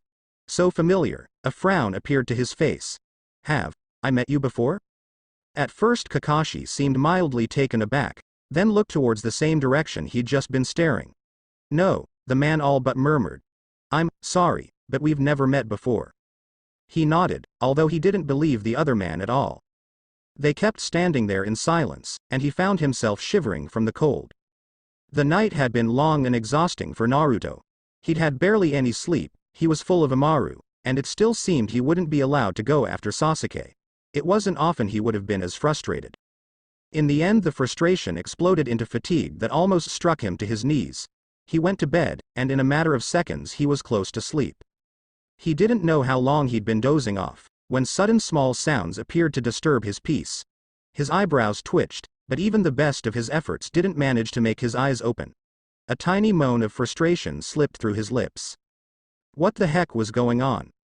"Wake up, Dobie." And finally his eyelids flew open to allow him a crystal clear visual of a very familiar face. A gasp erupted, and his eyes stung just a little bit while they blurred. Sasuke. She seemed utterly exhausted, and there was a small scrape on her cheek, but she was nonetheless there, alive and all right.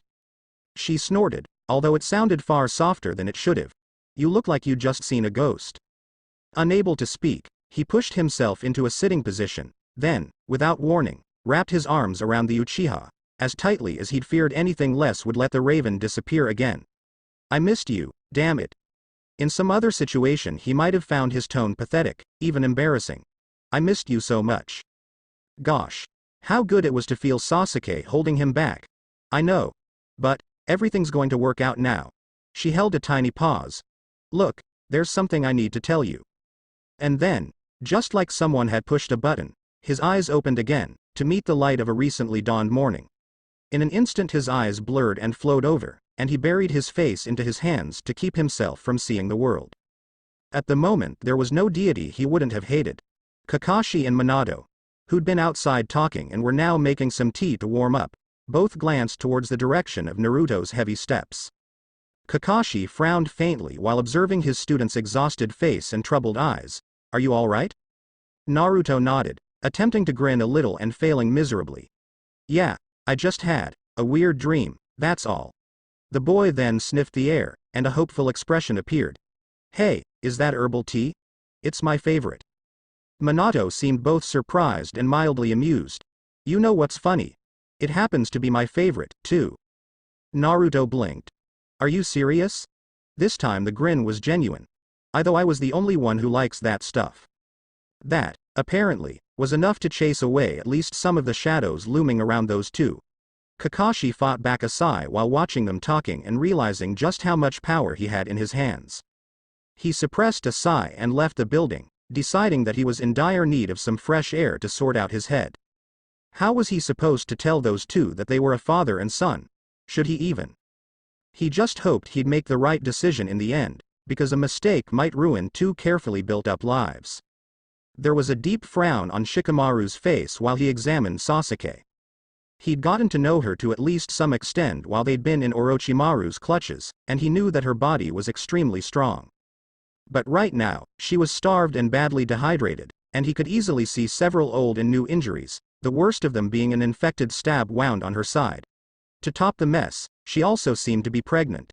He couldn't understand how in the world she'd survived this far, and in all honesty, he didn't trust his skills enough when it came to treating her. He needed help, admitting that required all his pride, but there was no point in denying facts. His eyebrow twitched as he sensed movement behind him. "Kiba, if you don't stop breathing at my neck I'll throttle you." The boy scoffed, though took a step further. "Geez, sorry." The brunette then seemed to focus on their patient once more. "How's she doing, anyway? Do you think she'll wake up soon?" He debuted for a long time, not sure how he should break the news to the other, who'd been pretty worked up by Sasuke since finding her. In the end he took a deep breath. "Too damn troublesome, she isn't doing too well right now. I'd want to see her awake, so it'd be easier to help her, but I'm not sure if she has enough strength to regain consciousness, especially with the baby and all." He could sense Kiba's frown. "But, you can help her, right? I mean, even Konkuro recovered with your help." He fought the desire to sigh or groan, he had no idea which one. Just then the room's door opened. A somewhat tired and pissed-off looking Temari entered. "How's the baby?" he asked immediately. She shrugged. "He's sleeping right now. He seems okay to me, but I'm no expert." He nodded, deep in thought, and paid barely any attention to the actual process as he placed a hand to Sasuke's forehead. He immediately pulled the limb back when finding nearly scorching warmth and a groan. A fever, great. At that moment he made his decision. Growling a bit at the workload he knew to be ahead, he pushed himself up and stretched. "There's an old friend of mine whose help I need." He started gathering the required equipment while speaking. "I already sent Gaara to get some medicine. You need to keep an eye on Sasuke and the baby. Change her bandages whenever they're soiled through." The question lingered in Temari's eyes as well, but Kiba beat her to expressing it. "What about Orochimaru? You know damn well it's not safe out there." He fought the urge to shudder and swallow. He didn't feel like answering to his friend's actual question. "I'll be back in a few days. Try not to get yourselves killed in the meantime, okay?" They didn't change all that many words of parting, mostly because none of them was all that good with goodbyes. Shikamaru had already almost left the building's small yard, when he felt that someone was following him. Turning around, he met Temari's rather strange, tight expression. He frowned. "Hey, what?" Without letting him finish she took the two final steps separating them, then slammed her lips against his with a force that took his breath away for a second. Before he properly realized what was happening he was responding eagerly to the kiss. Holy damn. Neither of them had barely any breath left by the time Temari pulled away, looking at him with eyes he couldn't read. "Now that's something for you to come back to." With that she turned around and marched away. It took 5 full minutes before he managed to turn around and take his leave. If he'd been aware of his expression, he might have been embarrassed by the slight, goofy grin that lingered on his face as he went. Haku felt sick to her stomach while Gato ran a greedy hand through her hair, then allowed the touch to proceed on her naked skin. "You look good like this, with that burned side of you turned away. The man murmured in a tone that made her nausea intensify still. Perhaps you weren't a bad purchase, after all. Against her calm and peaceful nature, she felt like breaking all his teeth with a violent hit. She might have even done something, if a doctor's voice hadn't appeared just then. Ah, so here you are. Why don't you come in so we can get started? With utter reluctance she pushed herself up, and defied how much her feet weighed as she made her way into the man's office. As soon as she stepped over the doorstep, she suddenly felt something. It was so strange she couldn't even name it. Very slowly, almost holding her breath, she turned around, and found everything inside her stop at what she found. Red hair, those eccentric eyes, Gara. Her eyes widened, and she realized that in some other situation she would have screamed, cried, fought. But now.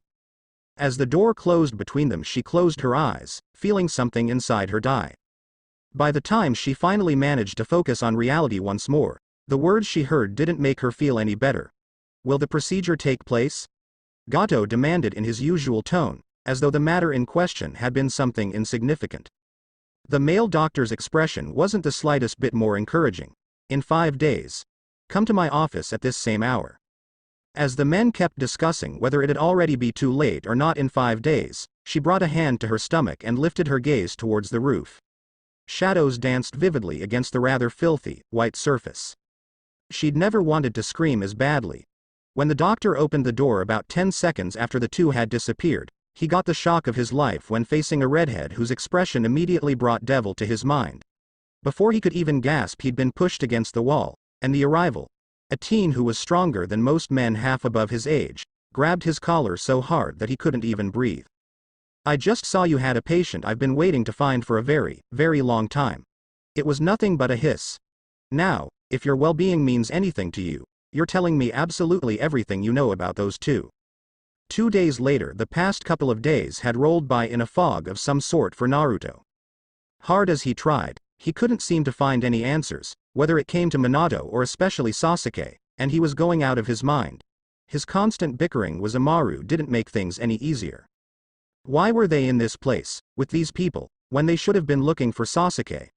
Why were they wasting precious time? So this is where you went off to. Sakura sat down to accompany him on the porch before he managed to overcome the startle caused by her sudden appearance. He blinked twice at the apple she handed towards him. You barely ate, Amaru sent you this. He shuddered while putting the fruit away. I bet she poisoned it. Sakura shrugged, also eyeing the fruit suspiciously. It wouldn't be a surprise. She then focused on him. Are you feeling any better?